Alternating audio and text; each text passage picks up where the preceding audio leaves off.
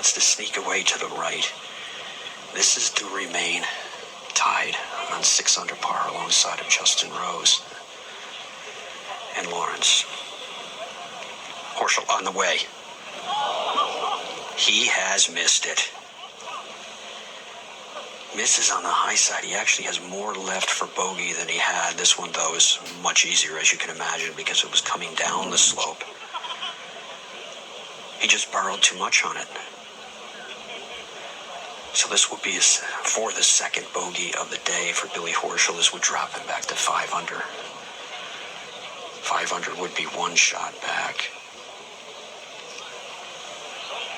Horschel settling in, looking left-hand low for Billy Horschel. He has white shoes on, navy blue trousers, a gray top, and a blue hat. That one is deposited. That is a bogey for Billy Horschel. He will drop to 5 under. Lawrence remains on the mark, a 6 under par. Okay, thank you very much. Justin Rose has found the fairway with his tee shot on the 10th as we return to Dave and Harry. Yeah, Scotty Scheffler here with a birdie opportunity on this 10th hole. He will be really keen to right the wrongs of the previous green. That was quite an amazing 3-putt from short distance for Scheffler. That's really going to halt his progress. Double bogey on 9 has him back to -2, so with 9 holes to go in this championship, he needs to reset and he needs to get going, and here's a good opportunity here. He has it to about 23 feet here for birdie on the 10th green. Slightly uphill, slightly coming out of his left-hand side, left to right, so Scotty Scheffler just slips into position here now. Put her head behind the ball as another plane just goes straight over us here on this 10th green. Scotty Scheffler pulls the putter back, pushes it through. It's on its way, tracking towards the hole now. He's missed on the left-hand side, and again aggressive, very aggressive. Scotty Scheffler will have at least 5.5 feet here. He's trying to force things, I feel. He's going to stick a mark on that for the moment. And Dan Brown will be up next with his opportunity. Just hit it inside Scotty Scheffler. Brown has a chance here from just about 20 feet from the back of the green here on number 10. He's had a difficult day, as we've known, on the front 9, Dan Brown. Let's see if he can get something going here. Takes the putter back and the ball is on its way. Now he's up early. It's gone to the right-hand side, and again, just rushed it past a little bit. You can see they're not really feeding off each other, these two. It's just kind of slipping away. There's a lot of frustration. Dan Brown has marked that ball. And Dave Scheffler, this is a huge putt. Well, realistically on 10, this is Scheffler to stay in the Open Championship. I mean, he's world number 1, but if he slips back to 1 under par and goes double bogey, it'd be hard to see him come back from here. Of course, he'll keep fighting, but again, the putt there missed by a long way, and he's left himself 5 feet back here. It should move from left to right. Scheffler over it now. He needs to banish some of those demons as he rolls the putt forward, and that's why he's world number 1. Scheffler into the middle of the hole. Scheffler does par number 10, and Scheffler is still very much in the argument here. Thank you, Dave. Problems potentially for Shane Lowry off the tee at the dreaded 11th. He's landed his ball into some really nasty, thick stuff down the right-hand side. I'm determined for you to complete that email in just a moment, but before that, Sophie, Ramey. Oh, well, on the first day, Shane Lowry birdied 11. Since then, it's been nothing short of a nightmare. Double bogey on Friday and a bogey on Saturday. He's found the thick stuff down the right-hand side. Fortunately for him, he's not out of bounds, Ramey. Yes, his ball is lying down, though. It's amazing in this hole. The two players are both 1 foot apart in the rough. Shane will probably be trying to lay this up to around the 81 yards of front. A little bit of grass around the golf ball so he can't get a long iron at it. Shorter club he has in the bag now. Ball is out, heading down towards the middle of the fairway here, bouncing forward, and he will have probably 55-60 yards to the flagstick from there. So a good layup there. Just didn't grab the line that right side, but he wasn't that far away from the railway. Yeah, it's a terrifying, I would say truly terrifying tee shot. Right, let's get that email in, Andy. It's from Craig and Sue, who were planning to come here to celebrate their 30th wedding anniversary, but eventually had to cancel the trip. It's a dream of theirs to be there one day. They say they're watching on the telly, but have us on the audio instead of the television commentary. So thank you for tuning in, Craig and Sue. Yeah, and thanks for all these emails. As you can understand, it's almost impossible to read them out at the moment because so much is happening out on the course. But we're delighted to have your company wherever you are in the world. This is the Open Radio. I'm Marcus Buckland. Andy Barge is alongside me in the studio. We're broadcasting on the Open app and website, on Sirius XM and the all-new Sirius XM app in North America, on TalkSport 2 in the United Kingdom, and on 87.9 FM in the local area. And we're enjoying an absolute thriller as things stand. We have a two-way tie at the top of the leaderboard. Justin Rose and Tristan Lawrence, both at 6 under par, both 3 under for their rounds today. Xander Schauffele is 5 under. That's also the score for Billy Horschel. Shane Lowry in a bit of trouble on the 11th is 4 under par. So too is Russell Henley. Scotty Scheffler's putter has gone cold again. He's clinging on at 2 under par for the championship. The same score as Sam Burns, who's 1 over for his round today. John Rahm 3 under through 15 to also be in red at 1 under par. Robert's got a close-up view of Xander Schauffele. Xander Schauffele, second shot into the 10th. Dangerous back right pin position today from 179, and he's hit an absolutely beautiful shot in here to about 10 feet, just short of the pin. Thank you, Rob, who was correctly saying Schauffele. Sue will wrap my knuckles again. It's not Schauffele. Technically, it's not Schauffele, but that's what we're going with. What with Schauffele and Tristan and Tristram and goodness knows who else. It's never easy, but hopefully it's not distracting from your enjoyment of the final afternoon of the 152nd Open Championship at Royal Troon. Oh, goodness me, we've got a right royal show, and the weather is still behaving pretty well, Andy. Yeah, and still around an hour and a half probably before the rain is meant to arrive. It's supposed to get heavier towards the end of the day's play, but I think they will have to contend with some wet weather at some point. At the moment, as they're starting in the back 9, they're getting a real helping hand from this wind on the 10th. Huge carry on those drives. So if we get a playoff, we could get a thunderstorm. Justin Rose doesn't want a playoff. He wants to win it outright. He's being watched by Sue. Justin Rose, 160 yards there or thereabouts. Down the fairway on the 10th, he's seen Xander Schauffele hit an absolute beauty in there as well. A wee bit further away than the American, but he will have a putt up the slope, left to right for birdie, about 20 to 25 feet. Who's going to hold their nerve? I mean, the pressure, the enormous prize on offer, that claret jug immortality. I mean, it doesn't get much better than this, but only one man can win it, and Shane Lowry's in a bit of trouble. Sophie. 67-yard pitch shot for Shane Lowry, 3rd into 11. Lands it 10 feet short of the hole, and it stops 5 feet past the hole. He'll have that left for par to remain at -4 for the championship. Well, it's been an up and down week for Shane Lowry, down yesterday in particular. Started a bit slowly today, then got onto a real roll. Now just has to steady himself once more, as Sophie was saying. The 11th in particular has caused him all sorts of problems. But the back 9 is meant to cause you problems. Matty. Thank you very much. You join us here at the par 4 10th. Tristan Lawrence has 148.5 yards to go to a pin that's cut on the left side, only 14 paces on from the front, and only 5 from that left side. It swales down there. He brings it in on that left side, spins it to a stop in front.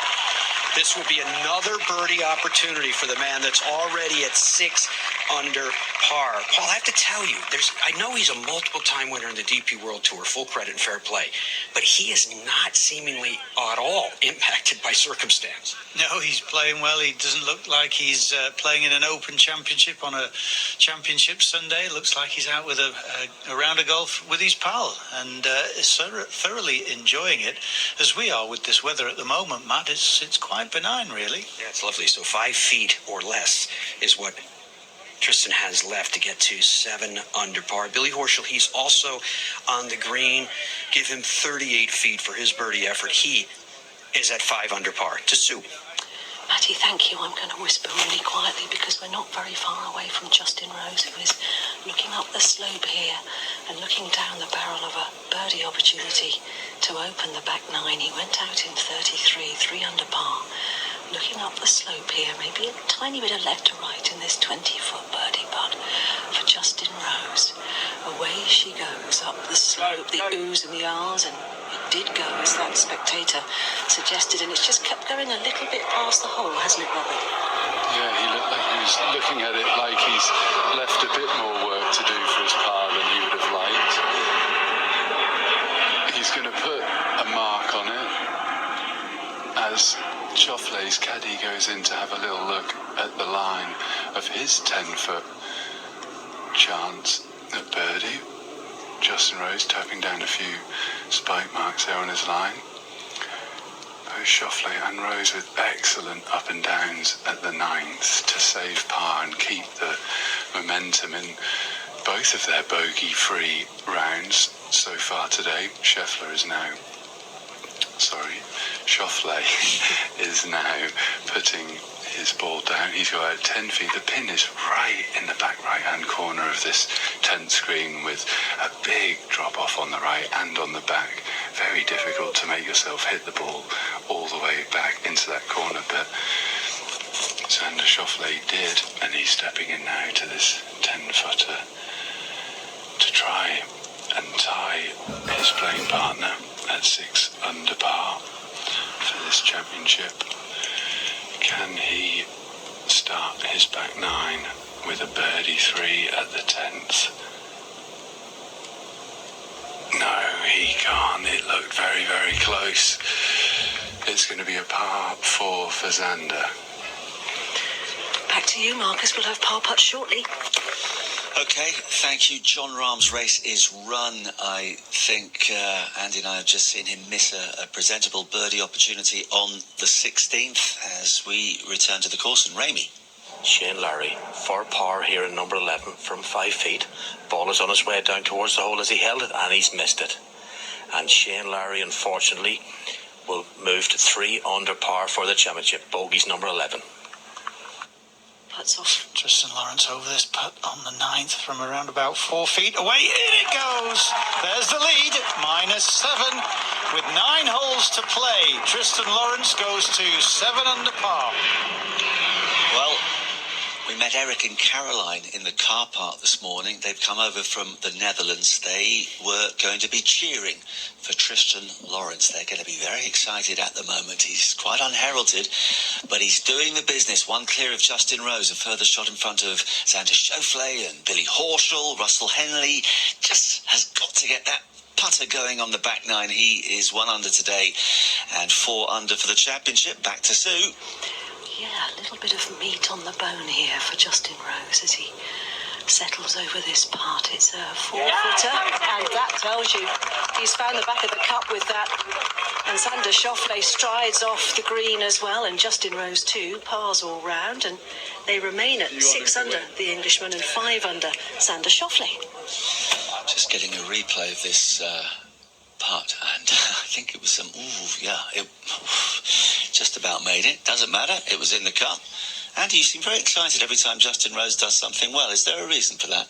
It's purely because I think should have more majors, and I would love him to tick off the one that means most to him. Do you know what I like? That's a Scotsman who's appreciating an Englishman. Listen, there's no tribalism here. More than happy to see Justin Rose do well. And by the way, if Justin Rose does win today, he'll become the first qualifier to win the Open since the Scotsman Paul Lawrie in 1999. Callum Scott, talking of Scots, is very close to claiming a silver medal. Yeah, that's lovely, isn't it? In the Home Open. He is playing the 18th, so we'll focus on his triumphant finish in just a moment. He's miles clear. I'm just trying to find the second placed amateur. Callum at the moment tied for 44 4th. He's 5 over for the day, playing the 18th, 8 over for the championship. And his nearest challenger, Tommy Morrison, finished with a 2 over 73 today to be at 11 over, the same score as Jacob Olesen. The other amateur who made the cut, there were 12 at the start of the week, 4 made it through to the weekend. Luis Masivo of Spain was the other. He shot a 5 over 76 today to finish at 18 over par as Russell Henley finds another green. The thing with Henley's approach is that they all seem to be around the 20-25 foot mark, so he's getting birdie opportunities, but they are slim. He's getting close with plenty of them, but his approach is good with being a bit closer. Yeah, I mean, that's a very fair point. But he's not going to rule himself out. He's only 3 back. It's really interesting to see our leader at 7 under par. We were all musing early today, what would a winning score be? I think the general consensus was 6. So we're close. And, of course, if the weather does start to deteriorate, then maybe those scores will be clawed back. And the other point you've made, Andy, of course, all the leaders have got to play the back 9 as well. So nothing is guaranteed. We're watching Lawrence. He's about to tee off on the 10th, but more trouble, I think, for Scotty Scheffler. Harry and Dave. Yeah, well, he's leaked several drives to the left today, Scotty Scheffler. Of course, what will make the headlines is the 3-putt from 5 feet on the 9th. But again, he's gone to the left. We are right in front of the camera that is now being lowered. The engine on in the truck behind us, next to the vacant TV tower on the left of 11. And Scotty Scheffler is going to get a free drop from that rough on the left-hand side, Harry, but more problems. Yeah, a little surprising, to be honest. His ball went into the left rough, and if he hadn't played the shot that I thought he was going to play, he would have had to reverse his backside into a wind bush, but he's managed to negotiate a position where he gets a free drop because of a TV tower that's on a crane right beside us, which is just being lowered. So I think Scotty claimed that he wanted to go in that direction, got a drop then because of where the crane is, and that's been lowered. So it looks like the referee's confirmed to us he got a free drop, and he will be playing his second shot here from slightly better position than he was in. Scotty Scheffler is clinging on to his place in this 152nd Open Championship. A train races past us away to the right of this 11th hole. The train isn't far away from leaving the station for the world number 1. Well, Billy Horschel's not thinking about getting on a train. He's just struck a magnificent tee shot right down the middle of the fairway on the 10th. The ups and downs, but I think a lot of people will be surprised at the way Scheffler has, well, not imploded yet, but obviously a 3-putt from 5 feet doesn't help. And now the latest victim of this treacherous hole, number 11. We're getting pictures of the crane coming down. Camera operator on board is clinging on for dear life. Loads of spectators around there. Where's Dave? Can we see Dave and Harry? Wave, boys, if you're... no? Oh, they've blocked you out. But they're in the heart of the action. And our leader is 7 under par, heading into the back 9 of a major. It doesn't get any better than that. Sophie, Ramey, what can you tell us? I can tell you that Shane Lowry has safely found the putting surface on 12 at front of the green. The pin is towards the back of the hole, but finding this fairway is so key with Gorse on the right-hand side. So Lowry is safe into on the 12th green. He's 3 under par, got an outside birdie look. Adam Scott is next to play, Marcus. Thank you, Sophie. Colin Morikawa, level par today through 17 to be at 2 over, but the eyes of the golfing world just for the moment are on the leading amateur at the 2024 Royal Troon Open. It's a Scotsman, it's Callum Scott. He's got a mixture of smiles and tears on his face right now. What a moment for him. Superb. Scott is not from around here, he's from the north of the country in Nairn. I think this is a moment that he'll lock up there and savour forever. Yeah, he's in a tie for 44th place. He's had rounds of 71, 75 and 70. He'll look to finish off as tidily as he can, but at 8 over par, even if he was to drop another shot on the 18th, he would comfortably claim the silver medal ahead of Tommy Morrison, Jacob Skov Olesen and Luis Masivo of Spain. There's a lovely little close-up of a young lady who is clearly a massive Justin Rose fan, because she's clutching a poster saying, "Come on, Justin." And, well, there's a gentleman in the sea who must be completely mad, who's also just sort of standing there, treading water with a "good luck, Justin." The water was almost up to his shoulders. Yeah, well, mission accomplished. He got some screen time. he wanted to be on television. He's got himself on television. He might be one of the guys that swims with Ramy in the morning. Justin himself is facing a potentially critical part of his afternoon, of course, this start of the back nine.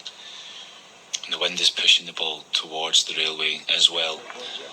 And we've seen a few players struggling.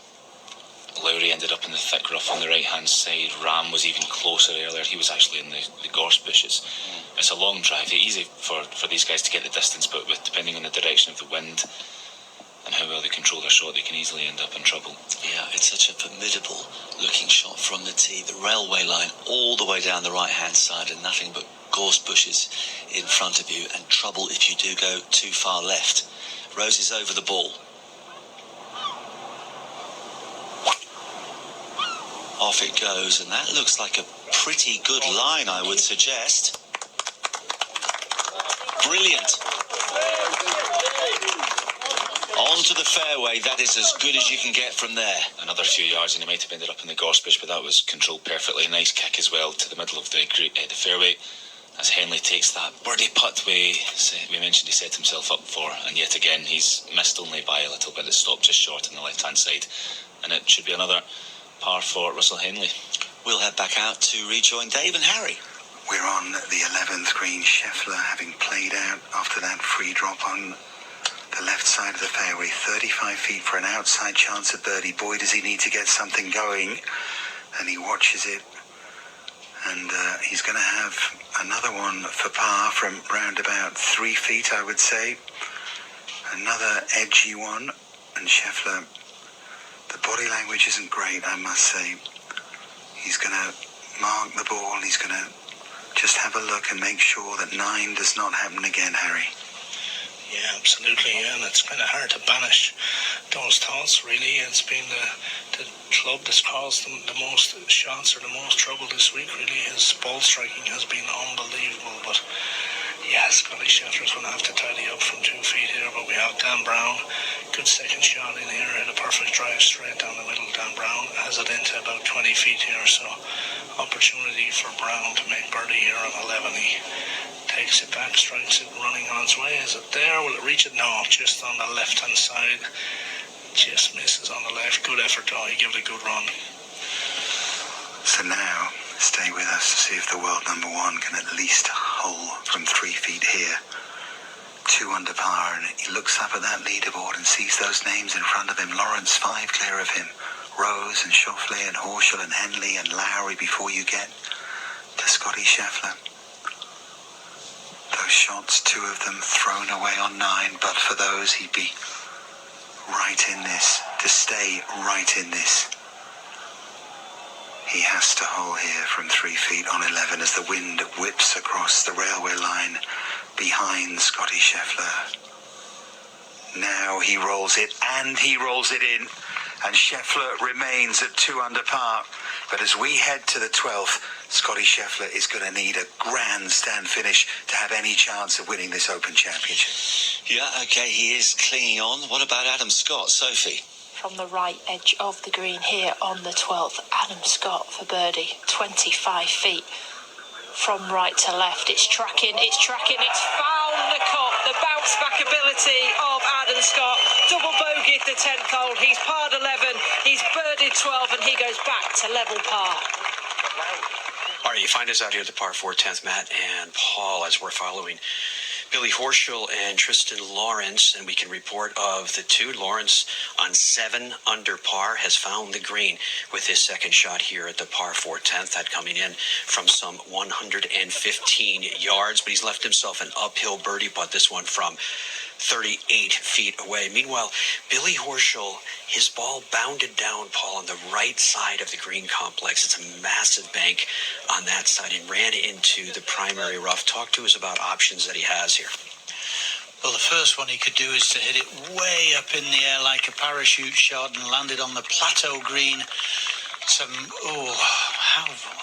trying to think, Matty, 30 feet high? I don't know. How high is that bank, Matty? It's a big, tall bank. Or he could drive it low, take the speed out of the ball, thudding it into the bank. That's at a probably 20-degree angle to him. That would be the safer option, but I feel because he's in the rough, he's got some grass underneath the ball, he's going to throw this one way up in the air. All right, so the flag is cut only 5 paces from the side that he is going to try to, as Paulie just described it, throw it up into the air. That bank is about 22 feet high from where he's standing. He stunned it into the side and said, dribbles it up to the hole and pass, tries to jump up to see it and can't. When he gets up on top, he's going to see that ball has released some 25 feet away. That for par to remain at 5 under. How fortunes have shifted here so far today through our opening 9 holes, because Tristan Lawrence is 4 under in his opening 9. He went out in 32. Did anybody see that coming? Meanwhile, Billy Horschel went out in 1 under 35, and he got passed by Lawrence. Lawrence on the mark of 7 under par. And Lawrence will have a birdie putt coming up here, Paul, and this one is outside of 35 feet, but it is up the slope of the green. He's kind of picture perfect at the moment, Matt. He's just one step at a time, one shot at a time, hitting it in all the right positions. And he's found the heart of this 10th green. It's a very, very tricky target to hit with the wind off the left. As you say, you just cannot afford to go right as one of the private jets zooms above our heads on its way to destination unknown. As Tristan puts the ball down, moves back 3 or 4 paces, holds the putter out in front of him like a magic wand pointing at the target. White glove hanging out of his right back hip pocket. This ball will go from right to left. It's not a quick putt. It's going up the green. Sunglasses on the back of his cap. He's no need for them. The sun isn't out, but this will make it a bit brighter for him. The ball's on the way. It's on the way. It's on the way. Whoa, what a lovely putt. Absolutely stone dead. Tips the cap in acknowledgement, saying thank you very much. What a relief. This is another hole out the way. You know what? I've only got 8 holes to go, and I'm leading the Open Championship at 7 under par. Wow, that says it all right there for this man that has played and traveled all around the world and on tours around the world, which to his credit, fair play, he has won on all of those tours. Tristan Lawrence leading on 7 under par. He has a 2-shot lead over he who he's playing alongside, Billy Horschel. Marcus, I know you have a lot of traffic, so I'm going to send it back to you, and we will cover this par effort from Billy as soon as he's ready. Hi guys, it's Charlie Hull here. I'm getting ready for the AIG Women's Open. It's going to be great fun. I'm super excited for it. You know, there's going to be loads of things going on. There's going to be live music, loads of food around. It's going to be great for women's golf. So get down here. You're not going to want to miss it. It'll be a great atmosphere. To experience golf, opened up. Get your tickets at AIGWomen'sOpen.com. And we'll bring you full commentary of all 4 rounds of the AIG Women's Open from St Andrews in the middle of August. Some lovely scenes on the 18th green just a few moments ago as Callum Scott, that is, not Scott Callum, but Callum Scott claimed the silver medal, rounds of 71, 75, 70 and 76. He parred the 18th, 5 over today, 8 over for the championship, 3 clear of his nearest rival, the top amateur at Royal Troon in 2024.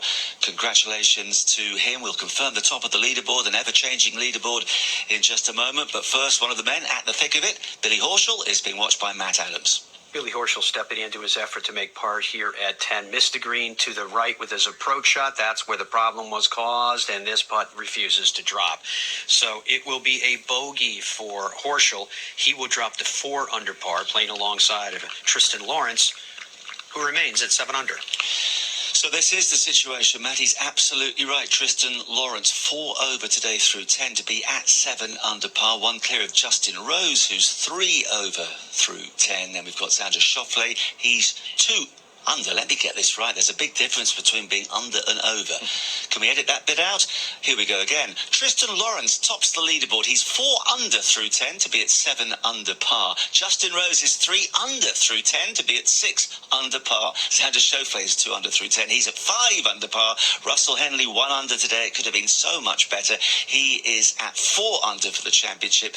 The same score now as Billy Horschel. Shane Lowry at 3 under. Scotty Scheffler, whose putter has gone wrong again, is at 2 under.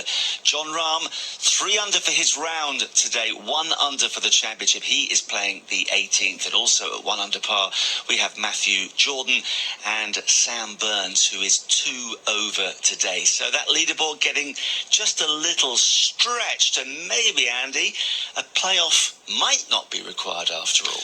No, but there's a lot of important holes upcoming for these guys at the moment, especially Russell Henley at the moment, who's on the 11th tee. He's just taken a step back from his ball as the train heads southwards to Prestwick.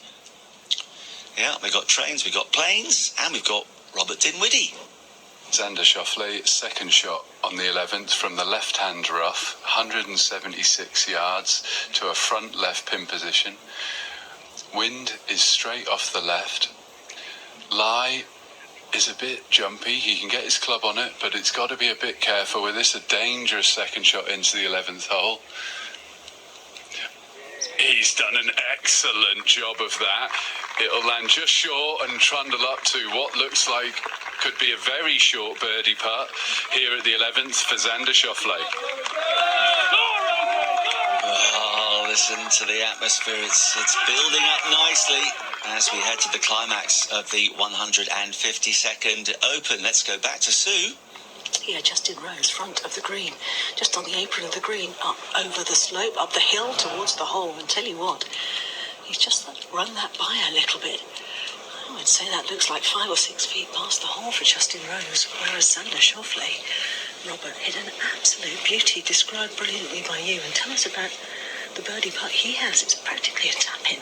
It is practically a tap-in by the looks of things. An unbelievable shot for Xander Schauffele. He's definitely trying to avoid that leaderboard being too stretched, as Marcus was saying a little earlier. Rose has run his putt much further past than he'd have hoped to, and he's left himself a bit of a tester here on the 11th for par.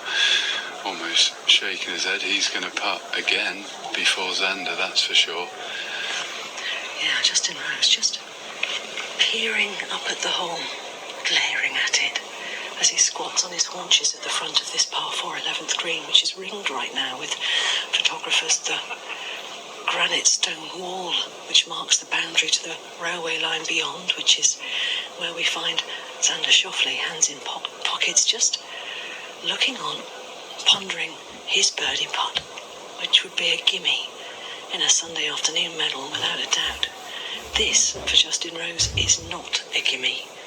He's been immaculate so far, exquisite some might say, with 3 birdies in his round, not a blemish to be seen on that scorecard. He doesn't want to start now, particularly as we start to head for home. Looking down this long 12th fairway as I do, then we'll make the right-hand turn well and truly for home on the home stretch there. And he's squatting again, isn't he, Justin Rose? He's really worrying about this putt, isn't he? Making certain. Well, he's definitely given it his full attention, making sure he's got an exact clear picture in his mind of what he's trying to do. It's on its way. Yes, he's made it. That's a very good putt to hole for Justin Rose. He avoids dropping a shot. He'll remain at 6 under par through 11 holes. Little puff of the cheeks as he walked away from that, grins at his caddy Fooch now as if to say, phew, thank goodness for that, and a little imperceptible smile on the face of Justin Rose. His job is done. But Xander Schauffele, with this tiny tap-in to go on the shoulder of Justin Rose, and 6 under par beckons for the American.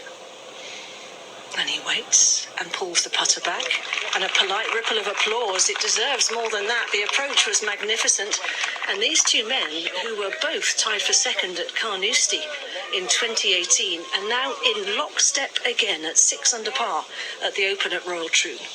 Yeah, maybe a playoff will be needed. After all, they're one back from Tristan Lawrence, but Sam Burns, Andy, has become the latest golfer to be scalded by that dreadful tee shot on the 11th. I've been so wild that it actually was of no danger to the trains. It went over the train tracks and onto the neighbouring golf courses across the path. It was a dreadful tee shot, and he'll have to reload. Better news of John Rahm, who has just parred the 18th. He finishes at 1 under. Rounds of 73, 70, 72 and 68. He started like a train today. He birdied his first 3 holes. He actually birdied 4 of the first 7, but it didn't happen on the back 9. 1 bogey. At the moment, he's in a tie for 8th place, but certainly for a period this afternoon, he was looking like the man to watch. Another good week, though, for Rahm, who's itching, of course, to rediscover that mojo that made him the player to watch 12 months or so ago. A very angry man on the green there as he approached. He's pretty sure a few swearies muttered away under his breath. It'd be frustrating when you think you're finding a groove and there's only one trajectory for you, and then all of a sudden things go 180 degrees. Yeah, and you're right about that Sam Burns shot, by the way. I mean, it's nowhere near the train tracks, and that's a heck of a carve to get it there in the first place. Now, Schauffele, tee shot on the 12th. This is a 456-yard par 4. Just one back now, the X-Man. That's going a little bit to the left, is it? Oh, yes, it is. That's settled in some thick stuff as we go back to Sophie, who's, well, she loves it. She's watching Adam Scott. With a putter in his hand from the fringe, he holed a long one on 12, looking to do it again. Oh, he bends to his knees. He gave it a good go there. Looks to the sky as if his chances of the claret jug are fading, but that was a good putt. He will tap that one in and remain at level par. Now, Russell Henley, and he's playing his second to the 11th. We'll watch what happens to that in a moment, but Ramey needs it straight away. Yes, Shane Lowry, unfortunately, has just missed a birdie opportunity here. Number 13 hit a great iron shot into the back right-hand side of this flag. Just past the hole, about a clean-up putt of about 1.5 foot. Yeah, turning into this back 9, I expected it to be really breezy. But the scoring conditions, that is for sure. This flag hanging off the back on 13. No bunkers surrounding this green, but I think the signs are that you've got to push. Pars are not good enough. That's why the anguish was there from Shane Lowry as he taps in -3, 4 shots back, heading to the 14th hole. Russell Henley found the green with his approach. More on that in a moment. But first to Dave Farrer. Yeah, Scotty Scheffler's hold another 2.5 foot of a par to just about cling on. We're watching him, actually. Got a good view of him up on the 13th tee. Still, the memory haunts him, I suspect, of what happened on the 9th green. A 3-putt from 5 feet, and he's got to get it going. He still has time to get it going, but it has to be soon, and he's come off that. It's gone way right, the drive from 13. 4 right is the call. It's a question of where that has ended, Harry. Any clues there?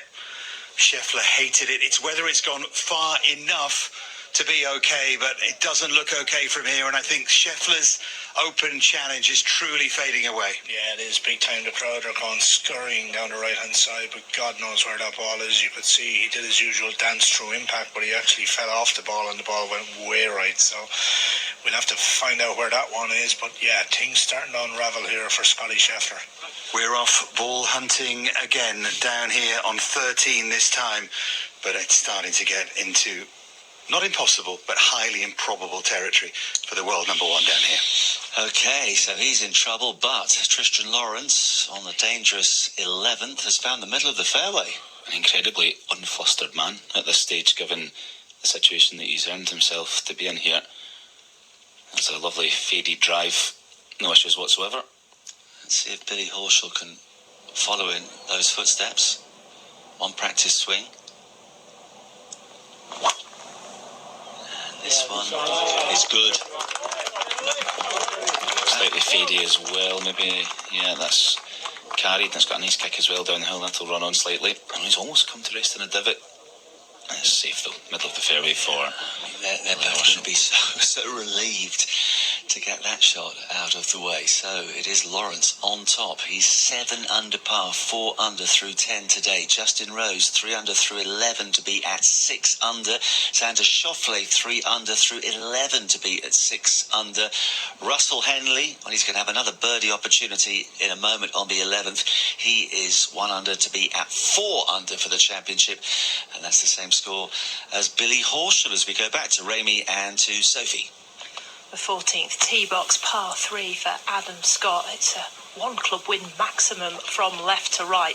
200 yards, divot sprays in the air. The ball is in the air. The flag is guarded by a bunker on the right. It's just hit the slope between the bunker and the flag, taking the energy from it. It's on the putting surface, but 35 feet out. And Ramy, you wonder with that golf swing how he can hit such bad shots. I mean, the back nine, he's hit some horrors. Yes, he's hit a few bad shots, unfortunately, but that's pressure, and this is a pressure cooker. This is the Open Championship. We've Shane Lowry on the tee box back here at 200 yards to the flag. Pin is back right, into the breeze off the left-hand side. Ball is in the air. Travelling high up towards the right-hand side, is going to catch that bunker, and unfortunately hits the wall of the bunker. So Shane Lowry will have a bunker shot, this deep bunker on the right-hand side here on 14. He's currently -3 for the championship. And it's Groundhog Day for poor old Russell Henley. It's unfortunate because his approach play has been just so tidy and so solid. It's then that next step of taking advantage of your straight drives and your nice approaches. He hasn't really put any of them in the bin lid. They're all from about 20 feet or so, and he's getting close, but close isn't good enough, is it? Yeah, that latest near miss on the 11th green, so he remains at 1 under for the day, 4 under for the championship. Back to Sue. Xander Schauffele, left rough on 12, not a good lie, 202 yards. Not 100% sure if he can get this to the green, but maybe he'll prove me wrong. It was heavy and twisty. No, he's hit it straight though, which is the most important thing. That is an excellent shot from Xander Schauffele. He scampered it onto the green. That truly is an incredible shot from a very difficult lie on left of the 12th fairway. I mean, that is incredible from the American. 6 under par, these two. It's turning into the duel it was between Justin Rose and Billy Horschel yesterday. 191 yards for Justin Rose, who's on the left-hand side of this fairway, just taking a practice swoosh. There is an absolute army of cameramen behind him. Into the wind here. It's definitely not as strong as it was at the start of the day, but it's still a factor on this particular hole, which has played really difficult all week. Rose is behind the ball now. Thousands of people staring at Justin Rose. He launches it high into the slightly greyer sky, actually. As we turn, look to our right, that's online. It's online. Oh, now hang on, stay, ball, stay. Oh, now it's rolled down into the swale on the right-hand side. You've got to be really careful as well, because there is a patch of rough down there as well. And Xander Schauffele in position A on this hole. Robert, your thoughts on that? It just leaked a fraction right from Rosie.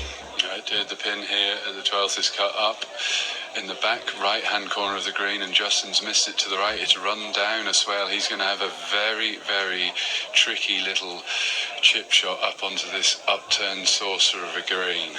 Well, because I think the wind just ever so slightly got a hold of that. It's still a factor up here at the 12th, but we'll go back to Matty and Paul for the time being. Our leader stepping in for his second here at the par 4 11th, 190 yards. Divides. Train just passed on the left side of this famed hole. Just the left side of center of the fairway is Tristan Lawrence. Wind gently off his right shoulder. Shot is away, the flag on this hole. It's 12 paces on and 6 from the left side. This one comes in from the left side just short, tries to climb up the false front. Will not hold in terms of its advancement, but it didn't go all the way down the hill. Actually settled on the edge of the green. 185 yards left for Billy Horschel. Horschel is on 4 under. Lawrence is on 7 under par. It's not like Billy hasn't played well. He's level par to this point. Just he's up against Lawrence, who's 4 under in his efforts so far today with no drop shots at all. Right center, Billy Horschel, second. 185 into 11. Such a different hole today than we've seen over the course of the week. This one comes in just right of the flag, hits and releases on these greens that still have some bounce in them. He'll be about 25 feet away for par. So we have Lawrence, who is just off the putting surface. He's actually, his ball's split between the edge. And we have 25 feet left for Billy Horschel. So birdie efforts coming from both. Lawrence on 7 under. Horschel again is 4. Thank you, Matty. If you're a Shane Lowry fan, I think there's some bad news. Sophie Walker. Shane Lowry in the front right bunker on the 14th hole, par 3. What are his chances here, Ramy? He has got a super lie on the upslope as it comes up out of the bunker towards the flagstick. Will it spin? And a wonderful golf shot there from Shane Lowry. He will have a 5-footer for par coming up here, but a really good golf shot. Yeah, he's scrapping. Everyone is scrapping at the moment. It's Tristan Lawrence who leads the way at 7 under par. 1 clear of Justin Rose and Xander Schauffele. Then back at 4 under, Russell Henley, who can't buy a birdie putt for love or money. That's the same score as Billy Horschel. Is Larry now too far back? 3 under par, 1 clear of Scotty Scheffler, who's been misfiring with his putter as we go back to Sue and Rob. Justin Rose is very difficult. Oh, he's caught that little heavy. Oh no, stay up the top. Just stay up on the green at least, please. Oh, Justin Rose. It was very, very awkward. He's in about 20 feet left to save par here at the 12th. Over to Sophie and Ramy.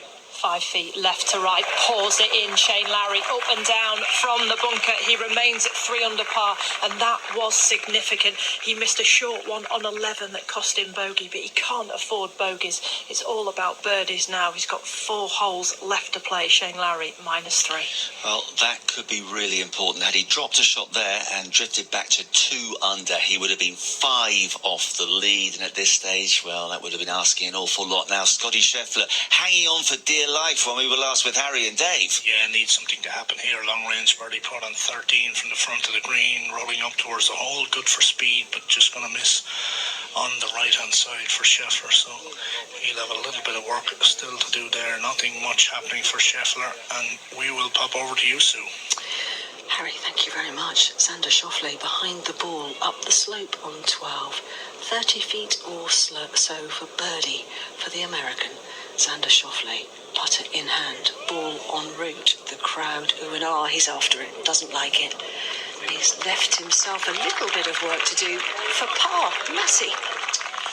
It's actually Paul Sue here watching Tristan Lawrence, our leader of the Open Championship, on the front edge of the 11th green, the railway hole. The pin's on 12. I make that 36 feet. Outside chance, but what a tee shot he hit. What a second shot he hit. Is he going to repeat this with a putt? It's on the way. Well, it just goes past on the left-hand side. He will mark that. It's not a tap-in. Hand reaches into the pocket. But all I can say is that's just the highest quality tee shot. He had about a 15-minute wait on the tee. Probably the hardest tee shot on the golf course. Split the fairway. Incredible stuff here, as did Billy Horschel, Matt. Billy Horschel has left himself 25 feet. Lawrence is leading on the mark of 7 under par. He has a 1-shot lead over Justin Rose and Xander Schauffele. Billy Horschel finds himself now 3 shots driven, 7 under. Behind him, it's framed by an ancient gray stone wall, billowing fescue above it, and then the rails of which a train from Glasgow just passed behind him. Passing this ball from the point of starting to the hole, and oh, he burned the left edge. That looks so good. Billy Horschel gesturing back to his caddy, looking for answers on that one. As we take you to Sue. Hello, thank you, Matty. We're watching Justin Rose making his final preparations for this very important par putt on the 12th from about 20 feet after not so good chip shot, but it was very, very difficult. Can he make this one right to left across the back of the 12th green? Can he make it? Oh my goodness gracious me. It did everything but drop in the hole. Justin Rose is going to drop one here and fall back to 5 under par. And Xander Schauffele did hold his putt, and he'll remain at 6 under par as we head to the 13th. I am getting worried about Sue's deep voice. The excitement is affecting her. Dave. Scotty Scheffler then for par on 13 to remain at 2 under par for this Open Championship, and he holds another. Nothing wrong with him from 4 feet since he 3-putted from 5 feet, but Scheffler calm by a birdie at the moment as we head to 14. Well, I mean, he's still got time, but he is going to be cursing. Both he and Russell Henley have been so cold with all their putts, or most of their putts, during the course of this afternoon. So it is Lawrence at 7 under, Schauffele at 6 under, Rose drops back to 5 under, Russell Henley at 4 under with Billy Horschel, Shane Lowry clinging on his own in 6th place at the moment at 3 under, Scheffler's at 2 under, Rahm has finished a 3 under 68 today to be 1 under for the championship, and Matthew Jordan is 1 under through 15 to be at 1 under par. Now, Callum Scott has won the silver medal for being the leading amateur, a Scotsman, of course. So how did he feel as he walked up the 18th? The last sort of 100 yards there, I got pretty emotional, just as the cheer got a little bit louder, and I knew my friends and family were watching on. It was tough to hold back any tears, but I battled through it. But it's just a memory I'll have for a lifetime and cherish forever. Absolutely right. He's in a tie for 43rd place at the moment of 5 over 76 today. That doesn't matter. 8 over for the championship rounds of 71, 75, 70 and 76. So he's experienced that walk up the 18th, knowing that he has triumphed. We still have no idea, Andy, who else is going to do that? Somebody will. Actually, maybe not up the 18th first time if that playoff comes into being. I think at the moment it looks like it's going to be Lawrence because, for example, Justin Rose's approach in the 12th where it just kicks right and off the green and leaves him with a tricky chip on. He hasn't really hit anything like that, not to my memory anyway. He's just been so solid. If you're wondering about some of the other names that were at the forefront of our coverage a little earlier but have drifted away, I shall update you in a moment. Let's just watch Justin Rose's tee shot at the 13th, 480-yard par 4. That looks good. Nice, Justin. That looks very good. Bounding down the fairway. Now, we've touched upon Jon Rahm and Matthew Jordan. Sanjay Yim had a great day yesterday. Well, he's one under through 15 to be at level par. That's where we find Adam Scott. It hasn't been the day that Dan Brown was dreaming of. 3 over through 13 to be in a tie for 10th place at level par. Jason Day had a good day. A 3 under 68 to finish at 1 over. That was Alex Noren's mark as well, and John Catlin's. Sam Burns, really frustrating day for him. Probably because he was tipped by Dave Farrer to win. He's 4 over through 11. Mackenzie Hughes came in with a 3 under 68 to finish at 2 over par. Colin Morikawa level today, 2 over for the championship. Dean Burmester, who was in the thick of the action yesterday, of course, he had a level round 71 to finish at 3 over. Daniel Hillier finished at 3 over, so did Shubhankar Sharma, who had a fantastic day yesterday. Seb Straka level today to be 4 over for the championship. Ewan Ferguson at 4 over par. Podrick Harrington 1 over today. He finished at 4 over. At 5 over, Ryan Fox, who actually shot a 4 under 67, best round of the day. Corey Connors, a 3 under 68. He finishes at 5 over for the championship. That's where we find Jordan Spieth, who was 1 under today. Joe Dean 1 over today. All these players finishing at 5 over par. Patrick Cantlay, Laurie Cantor, and then at 6 over par, Guido Migliozzi, Eric Cole, Cameron Young, MK Kim, Brendan Todd, Matteo Manacero, Dustin Johnson, Chris Kirk, and Justin Thomas, who's 6 over today. And Henley approaches on 12, and it's going to again drift just off the left side of the green, and he's going to have to pitch on and hope that he can save a par. Off to Sophie. 184 yards left into the 15th hole for Shane Lowry from the left edge of the fairway. He's flared this out slightly to the right, but it's caught a piece of the green. It's 35 feet away. But to put into perspective, Ramey, that was about an 8 iron. What were they hitting in here yesterday? 2 drivers, not even getting up. So big difference in the wind conditions here this afternoon. Yeah, it's scoring conditions right now. Thanks, guys. Some other big names to tell you about in a moment, but first to Dave. Scotty Scheffler, bunker front right of 14 green. Gone in there off the tee. Can he get this close? Can he get something moving? Can he make something happen? He waits for it to release. That's an excellent bunker shot, and he should have a simple putt for his 3, but that will leave him with 4 holes to play, and surely he's going to need to be 2 or 3 under in those to be relevant in this Open Championship. Yep, I think you're absolutely right there, Dave. Those other big names I was going to tell you about. Dustin Johnson, 4 over today to be 6 over for the championship in a tie for 32nd place. I mentioned poor old Justin Thomas, who went out of bounds with his tee shot on the first, had a triple bogey, and he's now 6 over through 15. What an up and down week it's been for JT. Brooks Koepka, level par today, 8 over for the championship in a tie for 43rd place. Max Homer on that score as well. Of course, Callum Scott, the silver medal winner, also in a tie for 43rd. Matt Fitzpatrick, a 1 over 72 today. He finishes at 9 over. Bob McIntyre, 3 over today to finish at 9 over for the championship. More on Russell Henley. Yes, his pitch is actually really quite short. I think he's left himself maybe 10 feet there to make up his par, and his putter's been pretty cool today, so that's certainly no guarantee.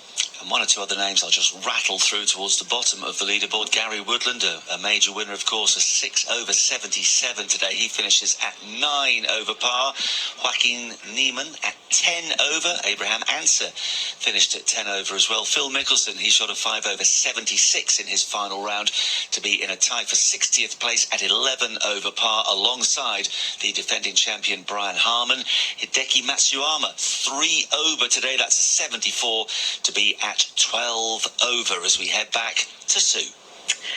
Yes, thank you very much. Looking down the fairway at Justin Rose, 172 yards to the pin, par 4, 13th, first drop shot of the round, still on his mind as we see the seagulls just circling over the back edge of the course, just reclaiming the land now, which is a little quieter down the 10th fairway.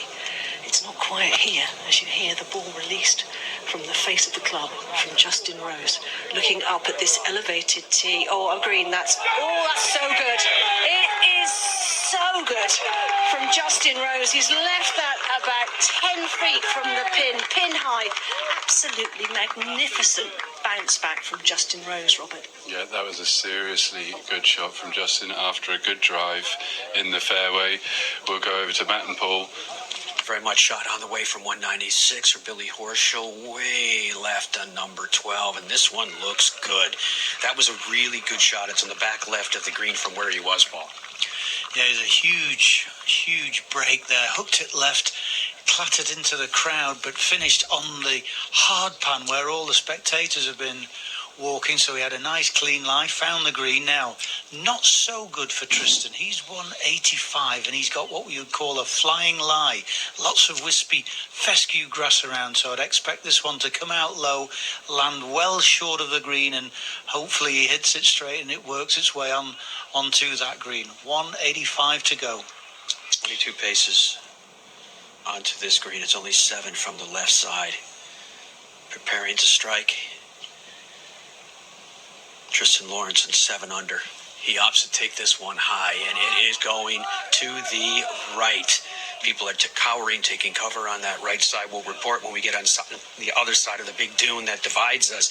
But Lawrence may be in trouble out here at 12. Oh, well, that will be very interesting and potentially very good news for a host of other players. Russell Henley, by the way, Andy, he can't buy a birdie for love or money, but he's actually saved himself just now. Still very much in the mix. That was a steely putt, wasn't it, to get the par and stay 4 under at the end. Yeah, the par on 12. Now, more on Scotty Scheffler with Dave. From 3 feet for yet another par, yet another one of these putts for Scheffler. On 14, rolls it forward, rolls it in. He remains at 2 under par. Familiar story for Scotty Scheffler 4 holes to play. Yeah, he's certainly doing it the hard way. 5 back at the moment. You still can't rule him out, especially with Lawrence in potential trouble, as Matty was just telling us. Now let's go back to, will it be Rob or Sue? Well, it's always a 50-50 chance. Deep voice, soft voice. Xander Schauffele, second shot into the 13th, currently 6 under par for this championship after an excellent drive. He's got 147 into this arguably quite accessible pin here on the 13th. Not loads of wind. Ball looks like it's on a very good line. Bounces forward, spins back a little bit. He looks like he'll have about 15-20 feet for a birdie at the 13th. Thanks, Sue.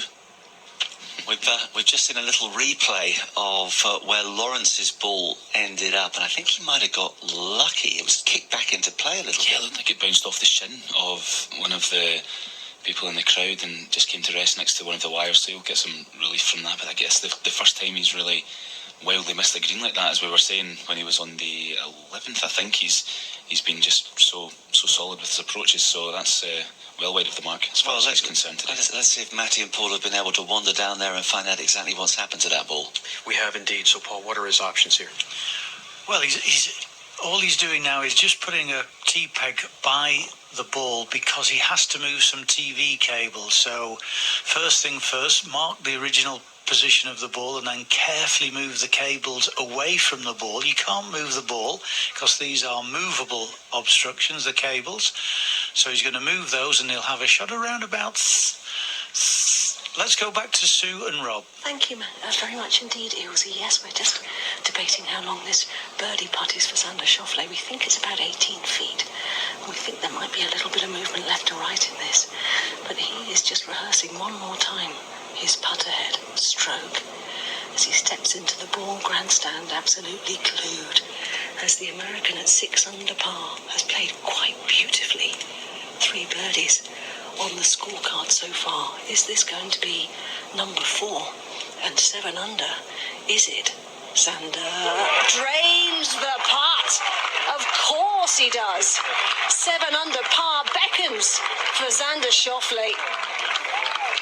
Oh, he's suddenly beginning to pick up some momentum, Robert Dinwiddie, alongside me. He really is. He truly is. His last 3 iron shots have just been absolutely right down the flag, even from heavy lies in the rough.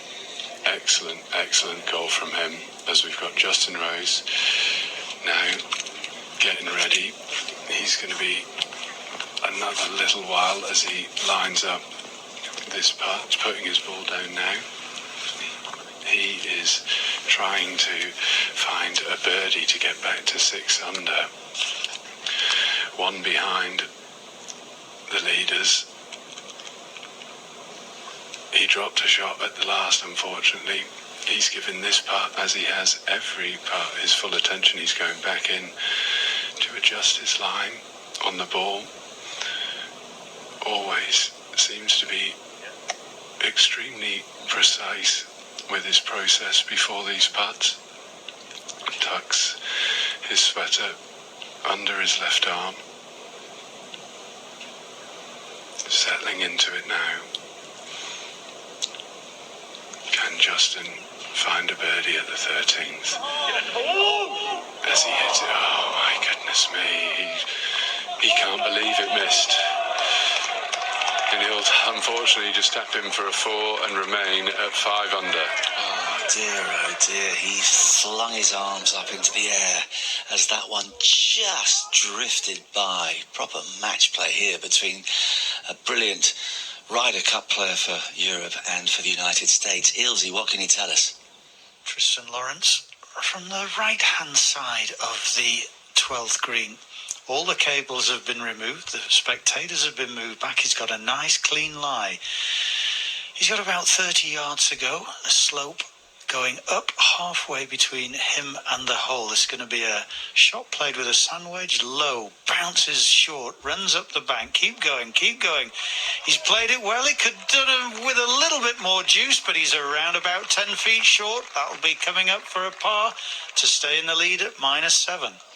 we are getting to that point where every shot is premium gold. We've got Scheffler fighting and getting frustrated. We've got Schauffele doing the shuffle now, joint leader with Lawrence, who's in a spot of bother. Justin Rose getting frustrated by a putt that wouldn't go in. Russell Henley's experienced that all day as we go back to Matty. What next? It is time for us to reveal the fate of Tristan Lawrence. He has circled this from every side, Paul. He's got 10 feet left for his par-saving effort here at 12 after missing the green on the right. He actually did hit a spectator on the right side, and that's what kept the ball in the relatively short grass. So this to remain tied for the lead.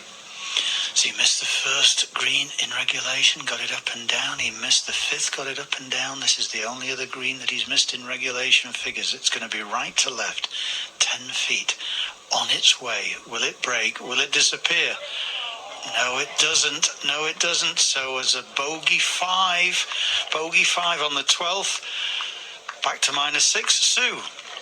Ilsey, thank you very much. We've just hurtled down the left-hand side of the par 3, 14th playing 201 yards today. The pin is over on the right side. It's nasty, guarded by those two fairway bunkers down the right-hand side, and it is also worth saying left to right breeze here as well. So if you hold it up into the air, then you could be in a little bit of bother. Xander Schauffele is ahead of us up on the tee box.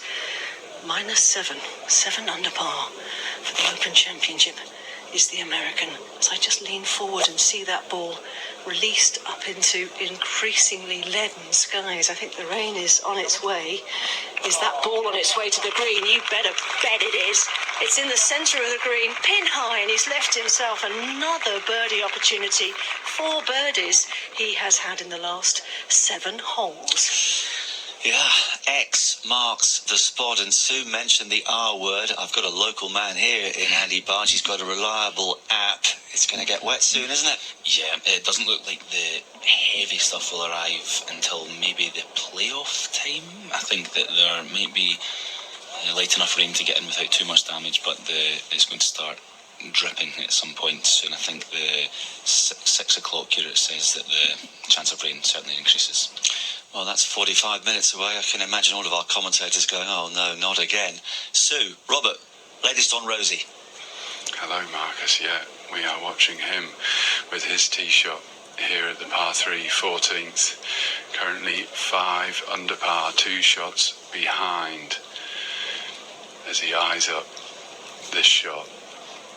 Wind is straight off the left, as Schauffele's just shown. It is doable. He's hit a gorgeous iron shot in, pin high left to about 12 feet.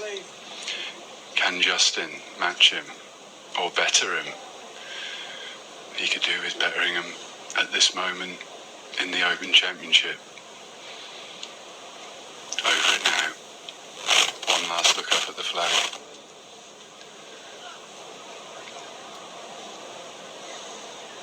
It's on its way. On its way.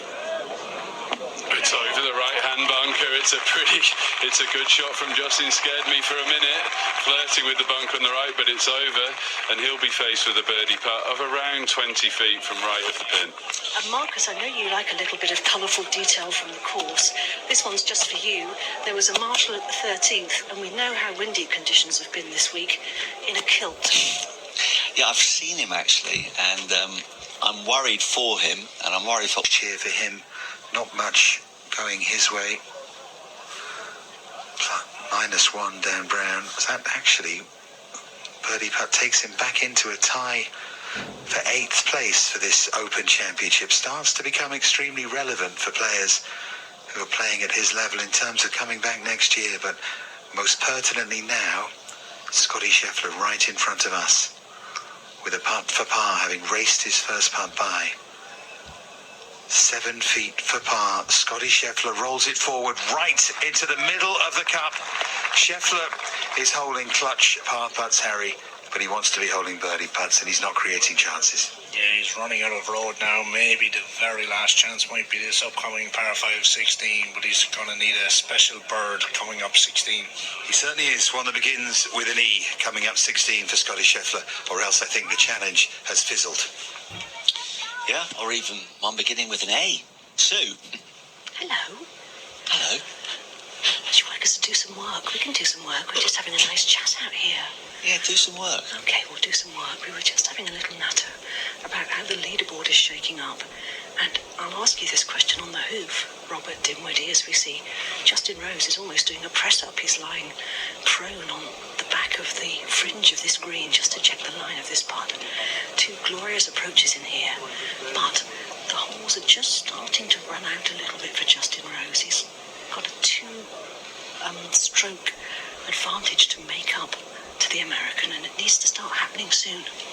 Yes, he does. He would dearly like to see this putt go in. About 20 feet. He hit a good iron shot in here. Pin height to the right. Schauffele's in there closer than him. He'll have about 15 feet, 12, 15 feet from pin high left. As Justin takes another quick look at his line. 20 feet. Goes through the same routine again, tucking his sweater under his left armpit. In over it now. 20 feet for birdie at the 14th to get to 6 under par. And oh my goodness me, he's left it dead short in the half. Unfortunately, that's frustrating. A par for Justin. Oh, that was so close as he acknowledges the applause of a mighty gallery around here. And all eyeballs now on Xander Schauffele, who is prowling around, Ramy, a little like yourself. Shane Lowry from the middle left-hand side. He had the layup on this par 5 16 from 93 yards. This tight right flag position. Ball is in the sky, currently 300 par for the championships, going towards the flagstick. Hits one bounce forward, skips and stops on a great golf shot there by Shane Lowry. He will have an upcoming birdie putt from about 6 or 7 feet here on 16. So maybe he can get himself back in the picture. Russell Henley may be unable to get birdies, but he's saving pars brilliantly. A wonderful chip just now to the 14th green. Back to Sue.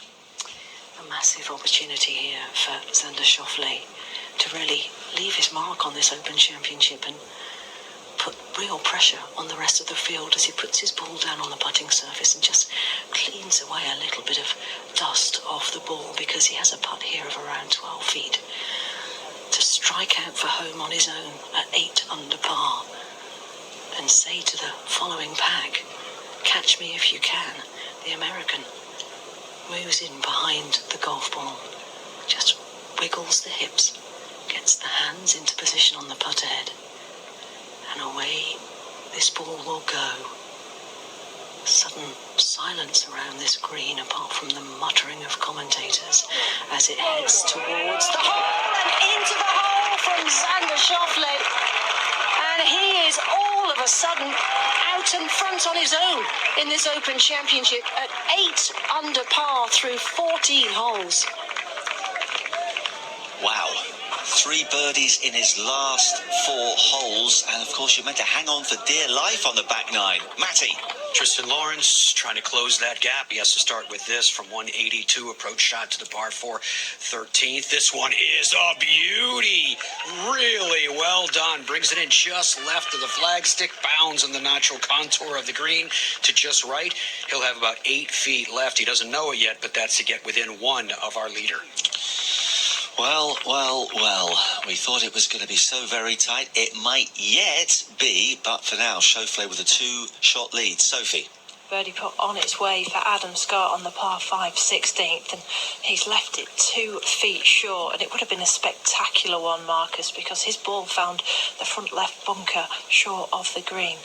But he couldn't stand to it. He was outside of the bunker, and he manufactured something. I mean, he may have a pretty golf swing, but he got down in there and hit a great shot with some backspin. However, it will only be a par 5 for the Australian, so he'll remain at level par. And we did not hear the noise from the 14th, the cheer. Shane Lowry does have a leaderboard beyond. He has seen it tick over to -8, so this is now or never, and he needs some help. Yes, this is a must putt here. If he's any chance of winning this Open Championship, he's no more than 7 feet from the flag in this little tight right flag position.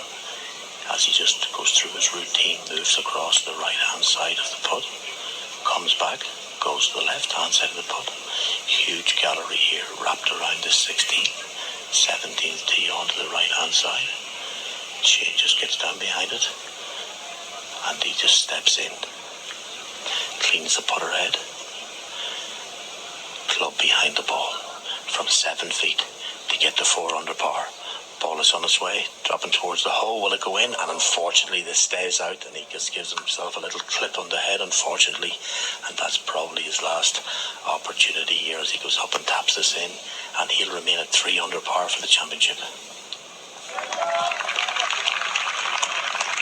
The ripples of applause, the cheers, the groans, the silence, all the hallmarks of the closing stages of what has been a thrilling Open, but one that Xander Schauffele is threatening to seize at 8 under par through 14 holes today. He is 5 under, 2 clear of Tristan Lawrence. 3 under today, he's played 12. Justin Rose, 3 back now, 2 under for his 4th round.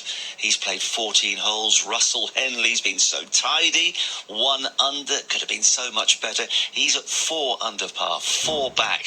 The same as Billy Horschel, who of course started the day on top of the leaderboard, but he's level through 12. Shane Lowry, we just heard Ramy and Sophie talking about him, 2 under today at 3 under. It's asking an awful lot to pull back 5 shots now. Scotty Scheffler level through 15, 2 under par. The other players in red. John Rahm, who shot a 3 under 68. Sunjay Im, who is 2 under through 17. And Dan Brown, thanks to that birdie that Dave told us about a few moments ago, he's 1 under, but he's 2 over par for his round today. And then we've got Ben Ann and Matthew Jordan and Adam Scott all tied for 11 on level par. Matty. Well, we had some excitement here on the 13th, delivered up by Billy Horschel. Unfortunately, he had a poor second shot that was short and right on a downslope and a side slope of this dune in thick rough. He pitched it low. It just missed some mounds that were in front of him and scuttled up, finished on the edge of the hole for a par. He's gone to the side of the green as we now watch Tristan Lawrence. Currently 6 under. The lead is at 8 under. He's got around about 12 feet to go here. He's over the ball. Pin is central at the back of the green. On its way. Oh, it's just a little firm past the left-hand side. Oh, 2 feet to go. Reaches down, marks the ball. Puff of the cheeks. Puts the ball back down. Meanwhile, Billy's over there. He's still in this. He knows he's still in. That was a huge save for him now. He's at 4 under par, level par for his round, as we now watch Tristan just taking his time, brush this one in from 2 feet. This to stay 2 behind. Par 3, 14th to come. As a train goes by on its way to air. In it goes. 2 shots behind Tristan Lawrence as he moves on to the 14th. Okay, well, they're clinging on, some of them. Others know that their race is run. We're watching Scotty Scheffler with that extraordinary swivel of his. Now, I wonder if Dave and Harry are in position to tell us about that approach. Hello, Marcus. Yes, we just about are. Just moving up to our position back right of this 16th green. Scotty Scheffler, front right bunker, and he's going to have to hold that to have any chance in this Open Championship. Even if he did for eagle to move him to 4 under par, it would seem unlikely. But that's where we are with the world number one. Nothing has happened for him, and really since he 3-putted from 5 feet on the 9th for a double bogey. That was the end of that. And Harry, you made the point. We looked up at the leaderboard on 9 as he was playing that, putting up to the green, and he was 2 shots off the lead then. Yeah, I think I put the jinx on him at the time. He was 2 off the lead. I thought everyone else might look at that leaderboard at that moment and think, here comes Scotty Scheffler. But that was a seismic moment in his round. These are the last rights here. Maybe if he holds this bunker shot, in fairness, he's not that far from the pin, but he's up the face of the bunker, but he should be able to manage something here. But this is the last chance saloon. Absolutely. The first on 9, a misread. The second, lapse in concentration. And that's where he is, the world number one. He's got a hole really from this bunker. He's in front of us now. He's just having a look at it and looks up at the crowd.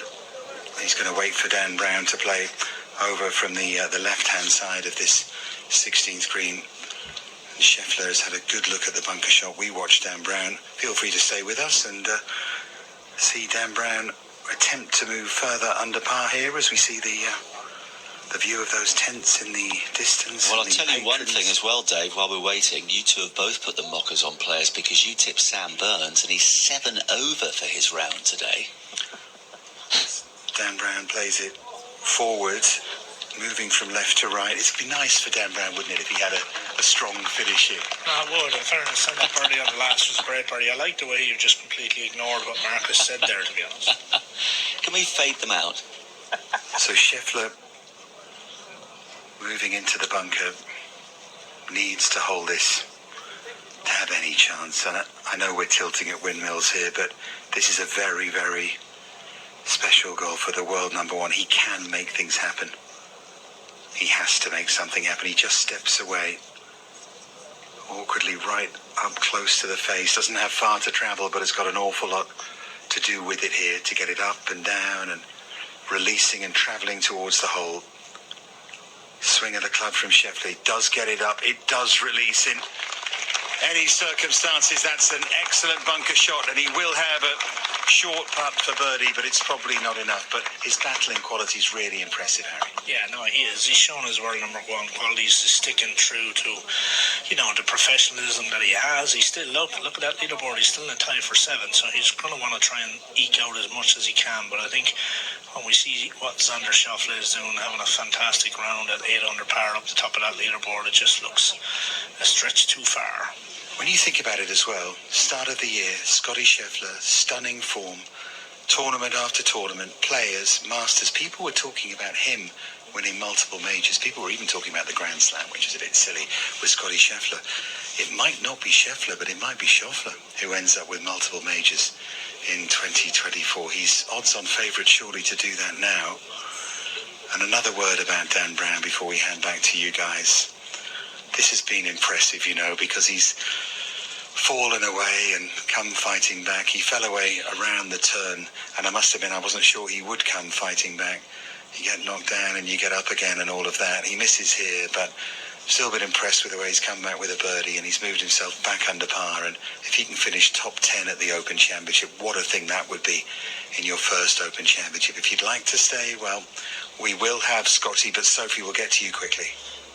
As we watch Shane Lowry from distance. Oh, he's made something happen. I had the wrong name on my mind. Shane Lowry said, no, Sophie, you listen to me. And he's holed one from miles away. 40 feet there on 17. His first birdie of the back 9. He's holed it out so well from so far away, hasn't he, Ramy?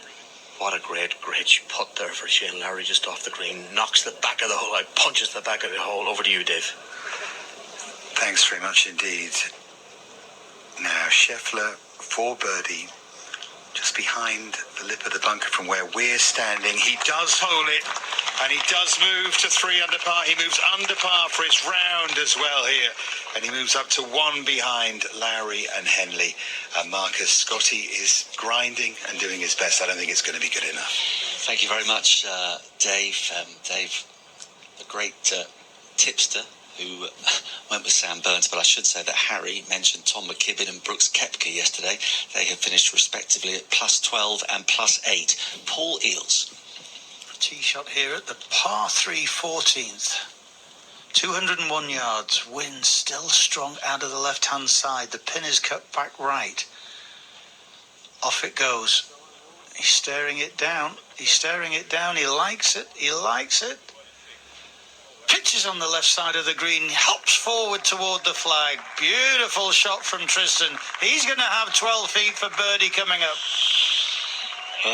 That, of course, will cut the gap in half. For now, Xander Schauffele leads at 8 under par. He's 5 under through 14 today. Lawrence 3 under through 13 to be at 6 under, but in a great position, as we just heard from Ealesy. Justin Rose 2 under through 14. He is 5 under par. Then we find Shane Lowry now back to 4 under after that birdie.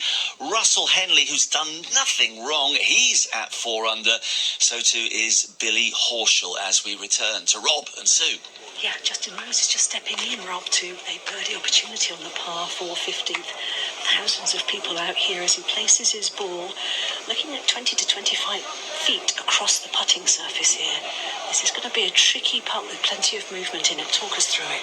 Yeah, it looks like it's going to swing a little bit from left to right. Both players hit conservative-ish shots from good positions in the middle of the fairway, sort of to the centre of the green. The pin is cut 18 on, 6 from the left. Justin Rose now with 25 feet, putting from more or less the middle of the green to this pin position. On its way, on its way, on its way. Oh, it just stayed on the left side. I don't think he can believe it didn't break. He's going to tap in for a par 4 here at the 15th and remain at 5 under par. Xander Schauffele will have got a good read from that putt. He's putting on a very similar line to Justin Rose. He will have possibly seen that didn't turn left to right at the hole. He's now going all the way around to the other side, because if he makes this, he's 9 under par and really starting to open up a gap from Tristan Lawrence at 6 under. Yeah, we can see the scoreboard to our right as we hand over to you, Matty. Tristan Lawrence with a birdie putt here at the par 3 14th. It refuses to go, so the gap remains as we send it back over to you.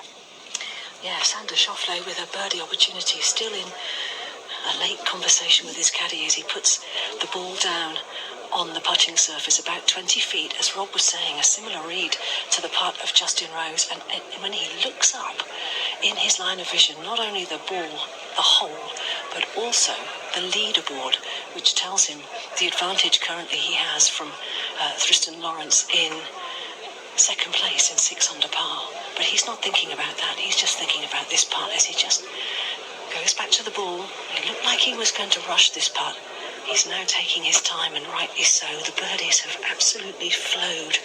3 of them in these 5 holes of the back 9 already. He's got 5 birdies in his last 9 holes. He has taken the claret jug by the scruff of the neck, potentially here, as he prepares to unleash this putt 20 feet for another birdie for Xander Schauffele on its way. And that just shaved the hole. He started walking after it, and I thought it was a hole and walk, but how good was that putt? I think he hit a really good putt. That one did look like it took the left to right break. He missed it on the opposite side to Justin Rose. We'll just let him clean that up as the crowd starts to move. Everyone trying to get in position for the 16th, but Schauffele will remain at 8 under as we head to the 16th tee. Oh, this is gripping. I mean, that might almost have wrapped it up had it gone in. 5 under today, Xander Schauffele. 2 clear for now. But what next? Dave? Birdie on 16 for Scotty Scheffler. Tee shot on the par 3, 17th now for the world number 1. And it's pin high, and it gives him another chance at birdie. Another look here from round about 20 feet. Beautifully judged by Scotty Scheffler. A chance that he'll have to take here on 17. Yeah, a rearguard battle from Scotty Scheffler, currently at 3 under, so he's 5 behind his fellow American. Things can happen, though. Just ask the likes of Jean van der Velde when you get towards the end of a major in Scotland. It's lived up to expectations. The weather continues to behave. Andy's predicting some rain, or you were, in about 20 minutes or so, but maybe that is not going to be a factor at all.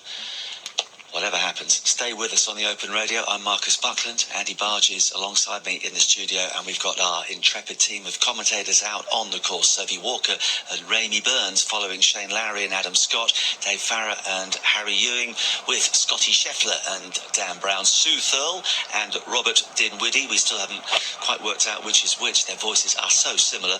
They're watching Xander Schauffele and Justin Rose, and Matty Adams and Paul Eales are with Tristan Lawrence and Billy Horschel. Henley, what's he done there, Andy? He's had a cracking approach on the 15th. Again, though, it's the sort of area he's hit shots to all day. It's a long birdie putt. He'll do very well to hold it. Yeah, he's managed just 1 birdie so far. He's had so many opportunities. Now, Schauffele par on the 16th, a 559-yard par 5, and that has found its way down the basically the middle of the fairway. Thank you very much, he says. Closing in on a second major this year as the Americans look to continue their domination of Troon. As I mentioned earlier, if you take Henrik Stenson out of the equation back in 2016 and we get an American winner today, it'll be 7 in a row. And of course, it could so easily have been Phil Mickelson rather than Stenson after their epic duel 8 years back. Horschel now, Andy, with his tee shot on 15. Yeah, he needs to roll the sleeves up a little bit here. It's falling away from him, isn't it? It's a fading drive, very high, coming down now onto the right side of the fairway. I don't think that'll roll into the semi enough, maybe just slightly, but it's a very nice drive. Okay, so they're both underway as we go back to Dave. We have Scotty Scheffler from 20 feet, a putt that's going to move from left to right here on 17 after a pin-high tee shot. Beautifully struck, and there's been nothing wrong with the ball striking of his irons, that is for sure. His driving's been a little wayward today, and his putting has actually been good on the back nine, but it let him down on the ninth and had a couple of other chances as well. So Scheffler really to keep any dream alive. 20 feet left to right on the 17th green. He watches after it intently, and it doesn't drop. And that will be the end of the challenge, any challenge that remained of the world number one, Scotty Scheffler. Brilliant, largely from tee to green. Nothing going at all on the greens. He walks off 17, 3 under par. Thank you, Dave. Justin Rose tee shot on the 16th, the 559-yard par 5, and now he's gone down the middle of the fairway once again. A couple of putts that have just shaved the hole as well. Of course, so many golfers can use that as an excuse, but ifs, buts and maybes. Sophie? Yes, if buts and maybes, and I don't think Shane Lowry's going to be left wondering into 18. He's found the middle of the fairway. He's got 161 yards. The Irishman takes a deep breath and steps into this shot. Pin is cut middle right here. The wind is helping. 3/4 swing. He swishes across it, rotates nicely, then backs away from it, asking for it to go, and then sit down. It does. It's short left off the pin, 25 feet away or so for birdie for Lowry here on 18. He's currently at -4. Yeah, so he could get himself to 5 under, which at the moment would be 3 back. And, it would require quite a collapse from Schauffele, but anything is possible. And, of course, Tristan Lawrence in pretty uncharted territory as well. So high up the leaderboard at such a late stage on the final day here at Royal Troon. You're listening to the Open Radio. I'm Marcus Buckland. We're broadcasting on the Open app and website, on Sirius XM and the all-new Sirius XM app in North America, on TalkSport 2 in the United Kingdom, and on 87.9 FM in the local area. I'll say it again, thank you so much for all your emails. Apologies that we haven't read many out, obviously, this afternoon, but your interaction has been invaluable. Ramey. Yes, Marcus, Adam Scott just tagging this 18th pin here, and he hit it on the left-hand side here, and a wonderful shot, nice and deep in, pin high, and he will have an upcoming 15-foot birdie putt. He is even par for the championship as we walk up towards the 18th here. Thank you, Ramey. Thank you, and thank you, Sophie. I was going to introduce her as well, just in case she gets a little bit of a strop. Great team, Ramey and Sophie. We're blessed. Dave and Harry, Sue and Rob and Matty and Paul. And they haven't got wet today, which we were anticipating. And Andy, Prophet of Doom, supposed local expert when it comes to the weather, now chomping on a banana. I mean, nobody can get the weather right in this part of the world, can they? No, absolutely not. Sue? Thank you very much. We've just seen Xander Schauffele hit an absolutely dreamy approach down the par 5 16th. He's short right, just in front of one of the bunkers that guard the entrance to the right-hand side. Justin Rose has got, is that driver in hand? It certainly is. 297, second shot on 16, driver off the deck for Justin Rose. He's got a good flight on it. It's on a good line. It's on a good line towards the left edge of the green. It's running up, it's running up. Will it come key stay inside the bunker? It does stay inside the left-hand bunkers and it's cambering round. He's knocked it on the green. That's an excellent shot. He'll have a lengthy-ish eagle putt back to the front right-hand pin from about 40 feet. It's now or never. Justin Rose has decided, and maybe it's now. We'll go and have a look at those putts, Marcus. Okay, thank you. He's got a big smile on his face as he strides down the fairway. It has to be now or never. He's 3 back. He so wants a second major title in 11 years after that US Open triumph. But the way things are looking, Xander Schauffele is closing in on a second major title in 2024. There's a lot of golf still to be played, though, and you won't miss any of it with us here on the Open Radio. Local time, 14 minutes to 6. Register your interest for premium experiences at the 154th Open in 2026. Be the first to hear how you can guarantee your place at Royal Birkdale and enjoy world-class hospitality, superior views, and fully inclusive dining and drinks. Visit theopen.com today.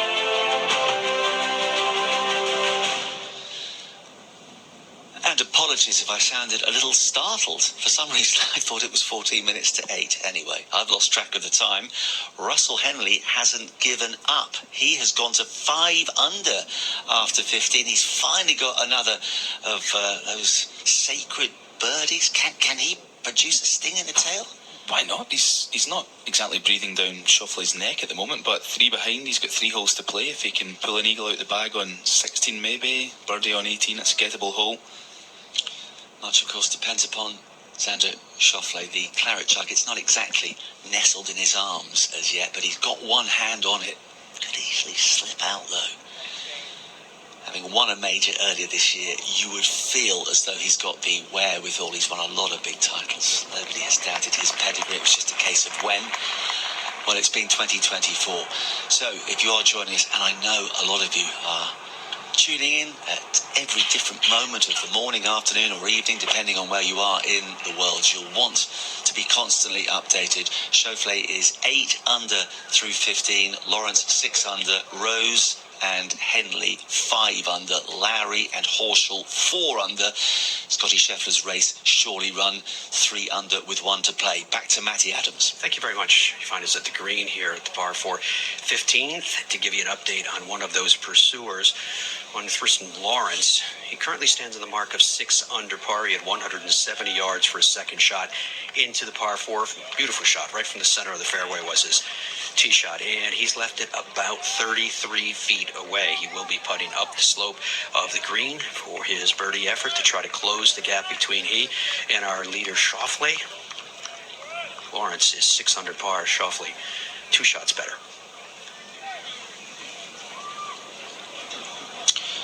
From Matt to Robin Sue. Xander Schauffele here with his chip just short of the green. Just backing off it. He's hit an excellent, a brave sort of layup shot with 3 wood from 303 yards from the fairway. 3 wood up to here, just short right of the green. A chip or pitch from about, 30 yards on its way, high flighting. Has he got the grab? It's very close. It threatened to go in the hole. He's left himself about 4 feet to get to 9 under. Sophie, to you. Shane Lowry's par putt from 3 feet. Steps it in.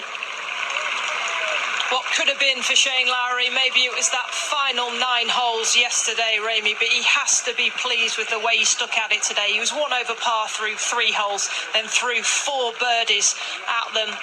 It's a round of 68. Yes, a total of 280 for the championship, and Shane Lowry will finish 4 under par for this Open in Royal Troon. Adam Scott also tapped in for his par, a round of 72 for Adam Scott. He started fast, 2 birdies in the first 3 holes, but faded away with that double bogey on the 6th. So he'll finish the championship at even par. Over to you, Sue. Oh, Sophie, thank you very much. We thought this putt for Justin Rose for eagle is almost 60 feet as he strides back. It feels like a long walk as Fuchs just tends the pin. That's how long it is, actually. Justin Rose choosing to attack. He has to now because Xander Schauffele has slipped out of his grasp. Not quite out of his sight, but he's in the distance a little, 3 shots in front of him. So the former US Open champion is chasing down the current PGA champion, who had his own taste of Nordic heaven, which was golfing heaven at Valhalla earlier this year, looking for a slice of Celtic heaven here. He might find it. He might not if Justin Rose can nail this long birdie ball on its eagle ball on the way. It's come up a little bit shy. But that's a good lag putt if nothing else. He really does need this birdie, Robert Dinwiddie, doesn't he? Yeah, he most certainly done. He could have really done with that eagle, and he'll know it because Schauffele is in there with a very short putt to make his birdie here and get to 9 under. So Justin looks pretty close there, almost sure to make a 4, which would get him to 6 under. We'll go over to Ealsey. Justin Lawrence, long-range birdie putt here on the 15th. Holes are running out. Round about 15 paces away. The ball is on its way. It's tracking toward the hole. Keep going. Turn to the right. Turn to the right. No, it doesn't. It stays just on the left-hand side and by, but that was a beautiful putt from distance. He should wander around and tap that in and remain at 6 under. Well, Xander Schauffele is just popping the ball on the putting surface. We think this birdie putt is no more than about 4 feet, maybe 5. But the importance is mighty. Short putt, massive implications for Xander Schauffele. Currently 8 under par. Looking to make it 9 under, and X marks the spot for Xander Schauffele.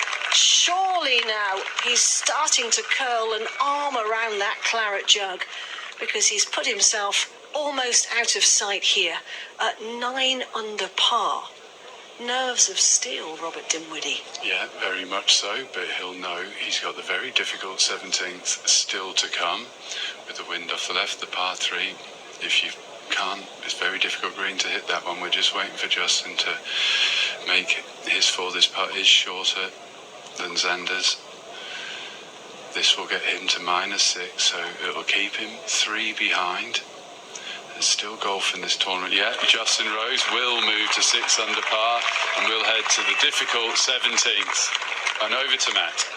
Back here at the 15th green, Billy Horschel is 4 under. He is tied for 5th and 4 shots back. Can he get one of those strokes eliminated with this birdie putt from 33 feet? Oh, that was so good.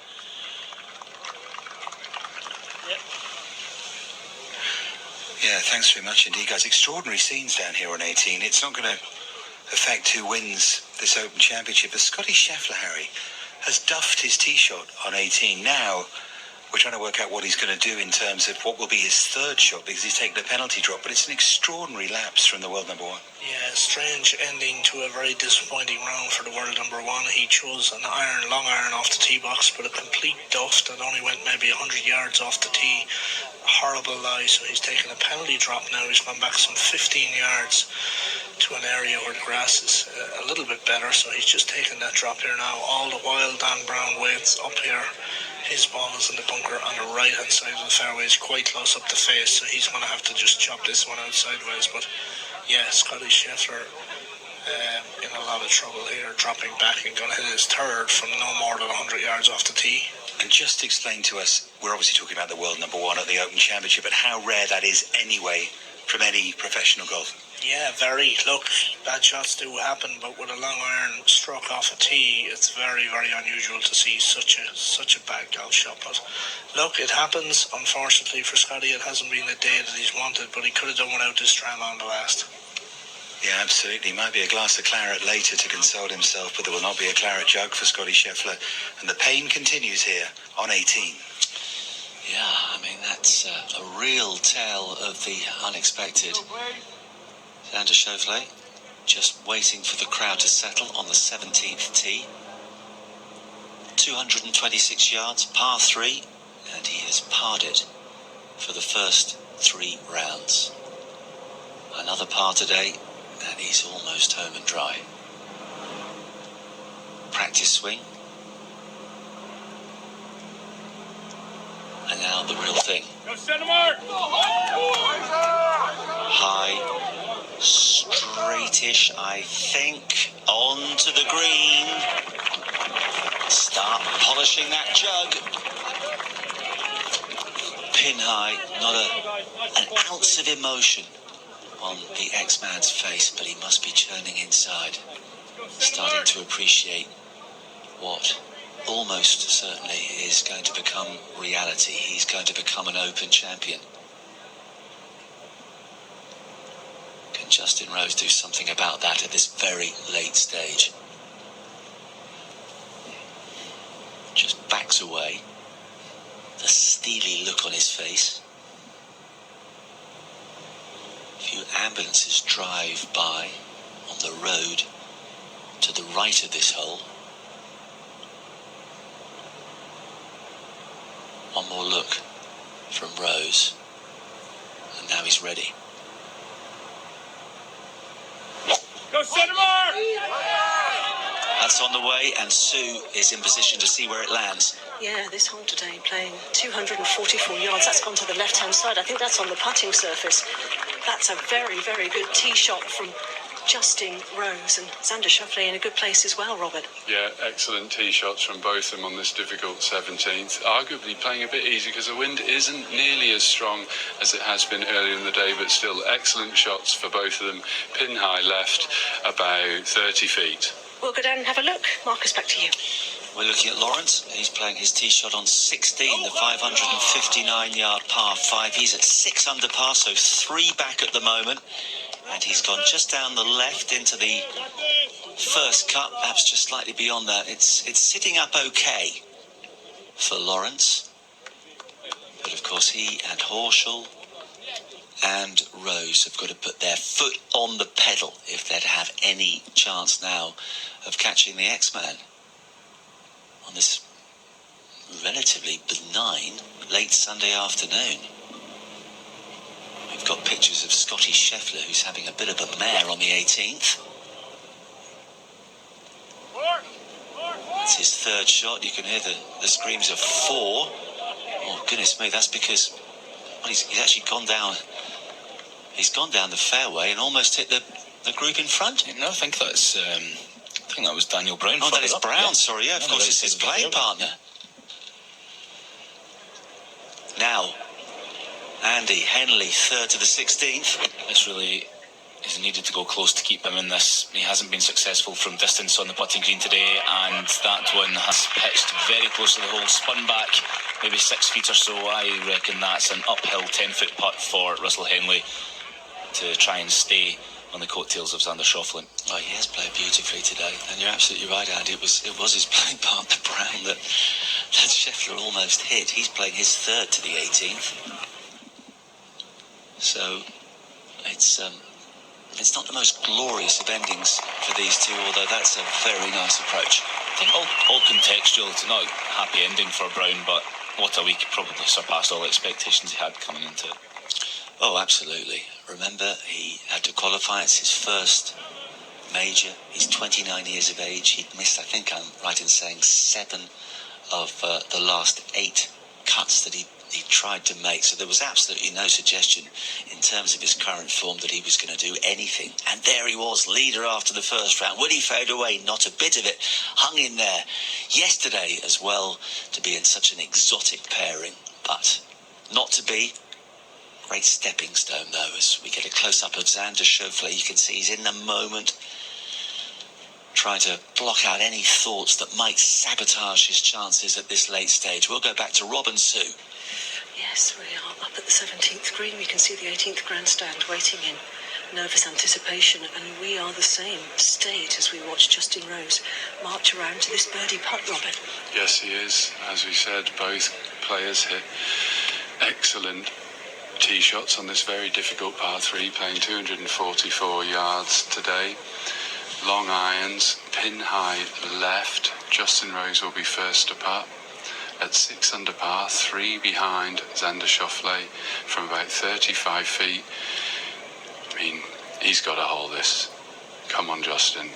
Settling into it now. Dead silence around the screen. On its way. Can he do it? Can he do it? Oh, not this time. Unfortunately, it looked like it just shaved past the hole.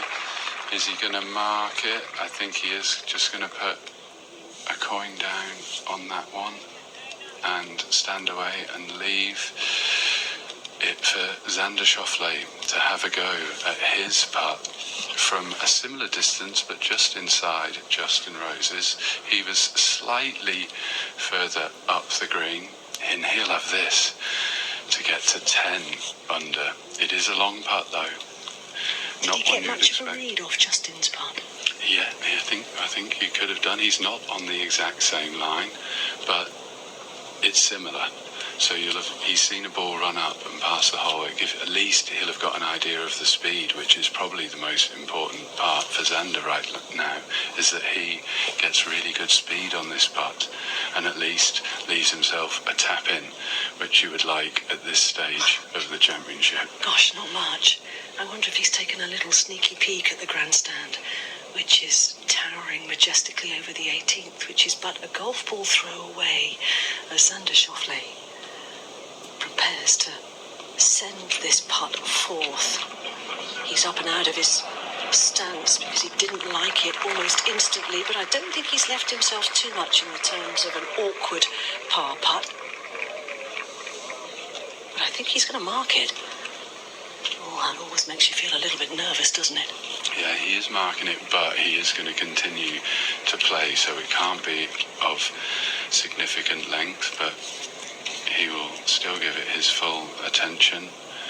Settling into it now for a par 3 to remain at 9 under par and head to the last tee. He does that safely down in 3 here on this difficult hole. Justin Rose comes in right after him, placing his ball down to try and get out of this hole with a par 3 as well and remain at 6 under, 3 behind Xander.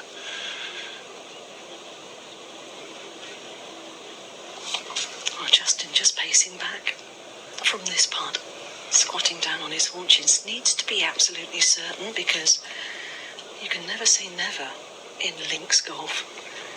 And the bunkers down the fairway of the 18th can tell many a tale of glory and defeat, and he doesn't miss it. So it is a par for both of them. He turns to raise his hand in acknowledgement to the crowd, and so we'll head to the 18th, almost home in this compelling match between these two.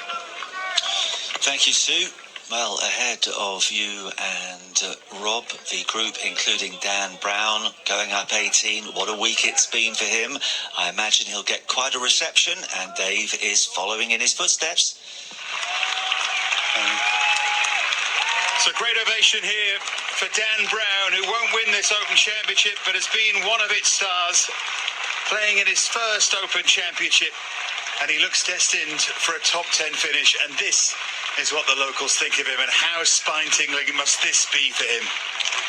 Take a bow. Dan Brown, his year may yet come.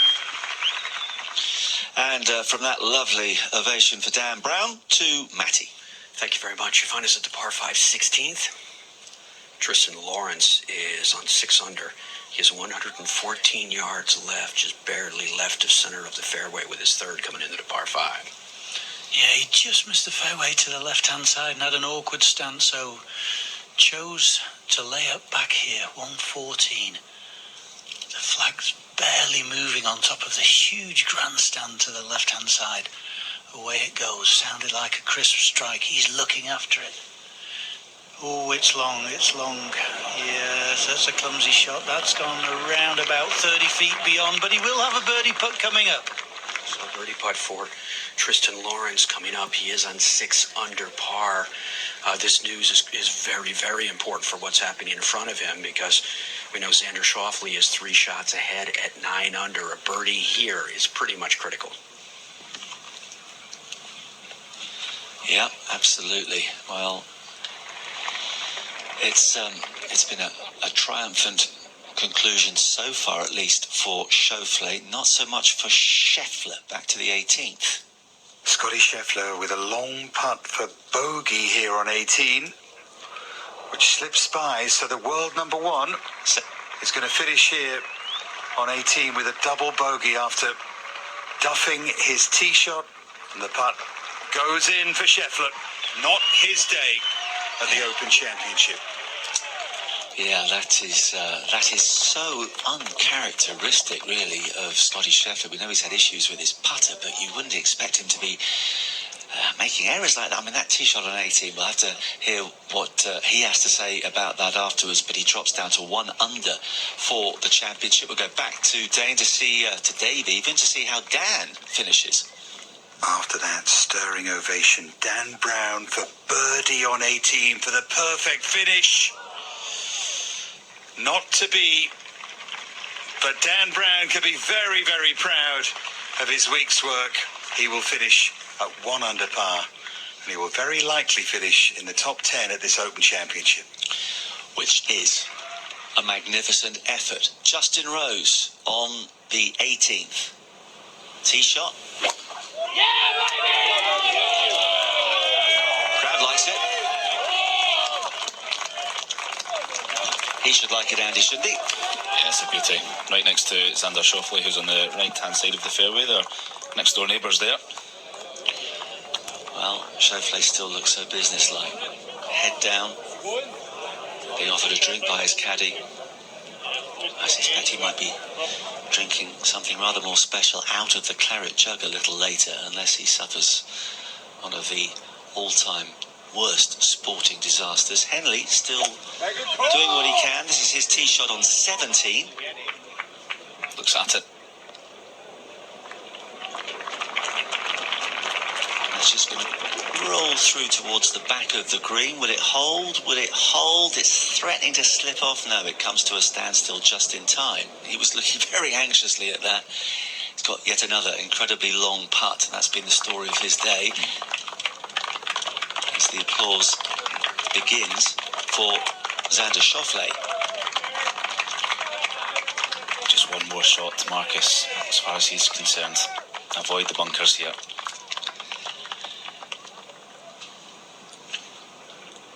Let's go back to Matty on the 16th green. Tristan Lawrence stepping in for a birdie effort here at 16. That is a must make. And this one denied. Excellent, excellent effort.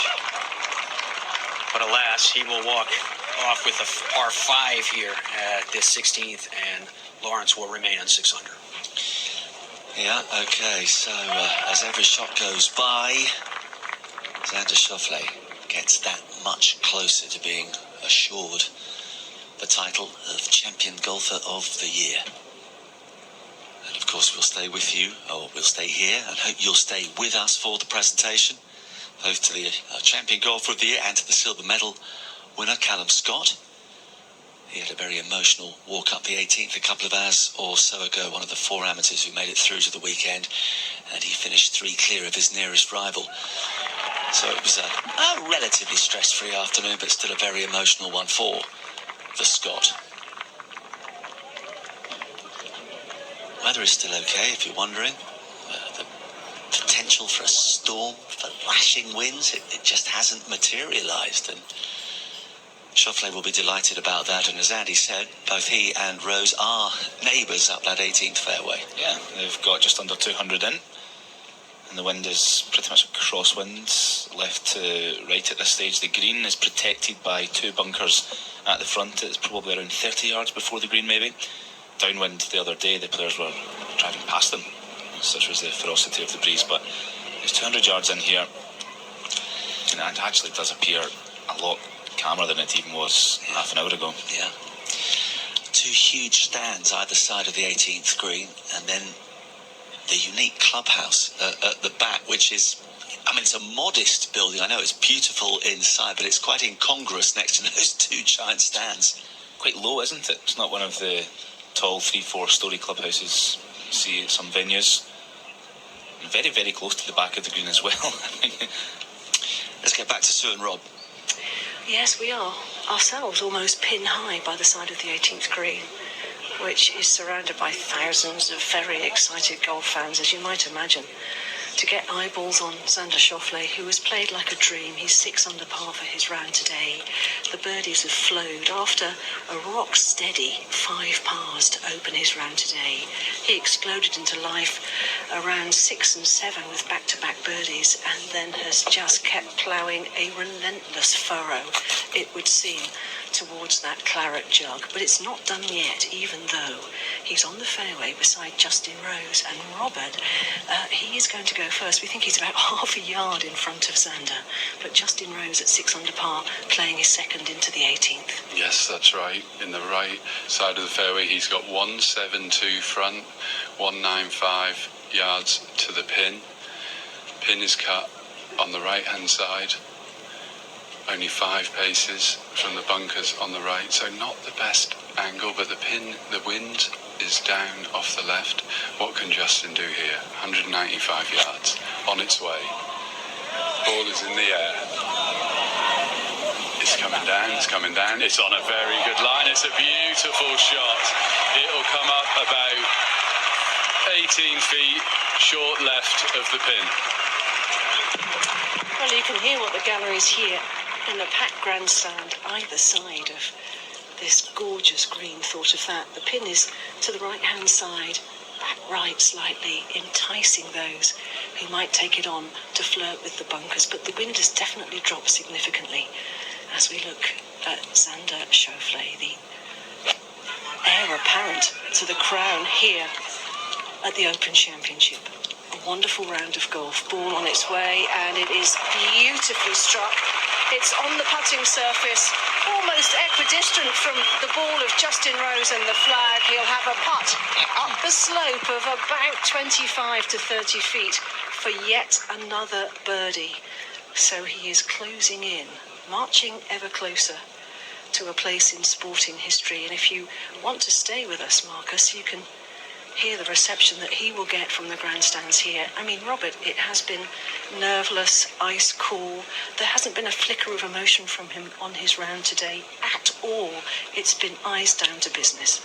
Oh, he truly has. He has played exceptional golf. I mean, to walk up, with a 3-shot lead on the 17th tee, 244 yards, and just stripe a long iron straight into the middle of a green that could, if you missed it, present you with a very difficult task. It's been an excellent display from Xander Schauffele.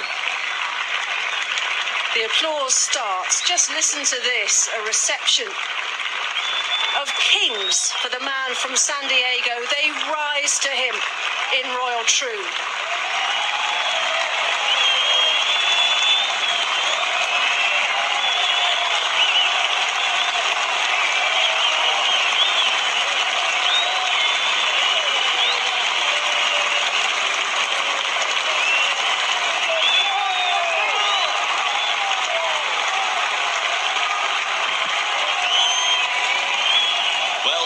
His cap, acknowledges the cheers as he becomes, or is poised to become, the 10th Open champion at Royal Troon. The American domination continues. Arthur Havers was the first winner. He came from Norwich. But since then, it's been almost all American. Bobby Locke from South Africa, then Arnold Palmer, the great Arnold Palmer, Tom Weiskopf, Tom Watson, Mark Calcavecchia, Justin Leonard, Todd Hamilton in 2004, Henrik Stenson breaking the mould in 2016, and now Schauffele is poised to join that list. Back to Sue. Yes, that was a spine-tingling reception. I was out here on Friday for the reception that Tiger Woods got, which was emotional and beautiful. The golfing public acknowledging the greatness of Tiger Woods. Well, they also just acknowledge the magnificence of the round of golf we've seen from Xander Schauffele, and he has a birdie opportunity to go to 10 under par, which won't quite guarantee success here, but unless something remarkable happens from those in the chasing pack, and there aren't many of them left, then the claret jug will be his. He is pacing around the green, and so is Justin Rose, and that reception was as much for him as well, because he has performed magnificently this Open Championship week. Yeah, Justin Rose has played really, really well today. I think the turning point was the 12th for him, when he was in the middle of the fair and he just let one slip down to the right of the green. But Xander will now step into his putt here, which would get him to 10 under par, which you've got to think is almost certainly unachievable from anyone else. So the American puts his ball on the putting surface. These are the moments that you train hours, days, weeks, years of your life for, to visualise just this. The claret jug is sparkling in the not too far distance now for Xander Schauffele. A putt to take another giant stride towards it. 9 under par. Will it be 10 under par? Will it be? No. It won't be. But golfing immortality surely beckons here for Xander Schauffele as he taps that in. Yes, he does. For a par 4, and can acknowledge the cheers of the crowd. He's so close. The claret jug is tantalisingly close now for the American. But first he must wait and watch and see if the chasing pack can take it away from him. Justin Rose, Robert, needs to pop this in just to make certain that he can get his hands on second spot potentially. Yeah, he'll want to make this as much as any other putt he's ever faced, that's for sure. Yes, it would only be for, at best, second place, but he'll still want to hole it. Here he goes now, through his familiar routine. He's just short left of this flag on the right-hand side of the 18th green, slightly uphill from about 15 feet on its way.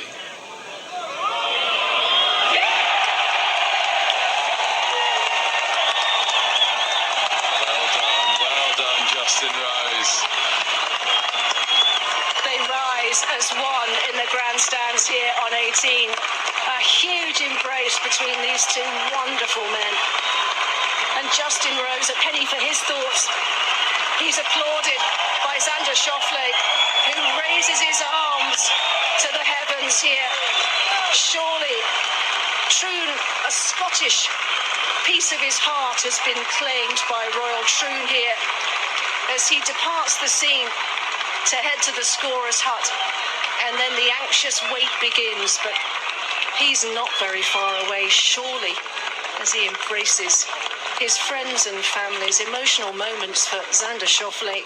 But what a remarkable round of golf, a 65. Stunning from the man from San Diego. And now, Marcus, it's down to the rest to do something, well, irresistible, if they can. Yeah, it's going to take something extraordinary. All the well done to Xander's may yet prove to be premature. That's extremely unlikely, though. Lawrence has a birdie putt on 17, which he's missed. Now, Andy, you've handed me your phone, but I'm not sure what you want me to look at. It was when we were talking a minute ago about how many times Justin Rose had been a runner-up. Spot on, and the answer is? And the answer is now, provided it stays like this, 4. 4 times a runner-up. Twice in the Masters, twice in the Open. And of course, he only got into this Open as a qualifier. Schauffele's gone inside the recorder's hut. Justin Rose is already sitting down. Looks like he's ripping his card in half. So they'll go through the formalities. We'll head back outside because there is still some golf to be played. And Andy, here's Henley's approach to 18 at 5 under par. Case of what ifs today for Russell Henley. If he can stick this one within 5 feet, it'll go against the grain of his round. And it follows trend. That's going to be a massive putt from the back of the green. Pretty central shot. Well, that must be at least 30 to 40 feet there for a birdie. It's more of the same for Russell Henley, 5 under par. You know what he'll do? He'll hold that now. Save the best till last. We'll go back to Matty and Paul. Thank you very much. You find us just exiting the par 3 17th, where Tristan Lawrence pretty much had to run the tables, and he missed that birdie putt at 16 from about 30 feet. Paulie had a 14-foot birdie putt at 17, put good efforts on both of them, but they just refused to drop. He stands on the mark of 6 under. Billy Horschel did make the birdie after a brilliant drive at the par 3 17th. He's on the mark of 6 under as well, now sharing a joint third place. It was a good race, but at this point, it's pretty much run. There's a strange picture of Justin Rose sitting in the recorder's hut, and there's obviously a television monitor on the wall ahead of him, and his eyes kept flickering up to that, then back down to his card. He seems to be satisfied. He's signing what he has to sign. Xander Schauffele is sitting there looking as cool as a cucumber. Of course, Rose is not guaranteed second place on his own at the moment. I mean, despite the fact that he's shot a 67, Schauffele a 65, but the birdie for Horschel takes him to 6 under, the same score as Lawrence. So one of them can certainly move alongside Justin Rose. And Russell Henley, what a tidy performance it's been from him. Can he get that birdie on the 18th? If he does, he'll finish at 6 under par. Shane Lowry 3 under today to finish at 4 under for the championship. John Rahm started like a steam train, birdied his first 3 holes, 4 of the first 7. He stalled on the back 9 of 3 under par 68 to be at 1 under. That's the same score as Sanjay Im, who was 2 under for his round today. And Scotty Scheffler, he may be in red figures, but he will not want to look back at this day with any degree of fondness. He had a 3-putt from 5 feet on his front 9, I believe, and he fell apart on the 18th, which he double bogeyed. Meanwhile, our attention returns to Tristan Lawrence. This has to go in. It does. And, well, I say stranger things have happened. I don't think anything that strange has. Matty? Thank you very much. You find us out here in the fairway at number 18. I'm standing alongside of Paul Eels as we're watching Lawrence's tee shot here. It does send a chill up your spine to be here to see this, to know what's about to happen, to know that there will be a trophy presentation, to know that Xander Schauffele will step further into the history books. And it's brilliant that there are so many here. No one has left their seats. Everyone's here to see it happen. Everyone's here to be a part of that history. Billy Horschel, dressed very smartly today with his navy blue trousers and cardigan sweater. A birdie putt awaiting him. This is to get to 7 under par and join Justin Rose 2 shots back. Yeah, and as Billy came down, everybody stood up in the grandstand. Will they do it again? The ball's on its way. Will it drop for a birdie? 3 it does! And everybody rises to acclaim Billy Horschel. 3 birdies to finish. And he ties second place with Justin Rose at 7 under par. Well played, Billy Horschel. Great finish. Entertainment until the last. Tristan Lawrence now, what he has left is for par. Remember, his drive caught the bunker.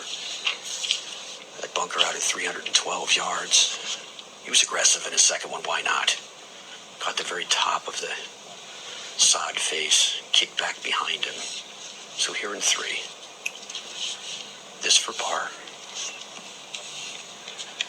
And if made, this will see him finish on 6 under. Putt is on its way. He's done it! He has done it. Well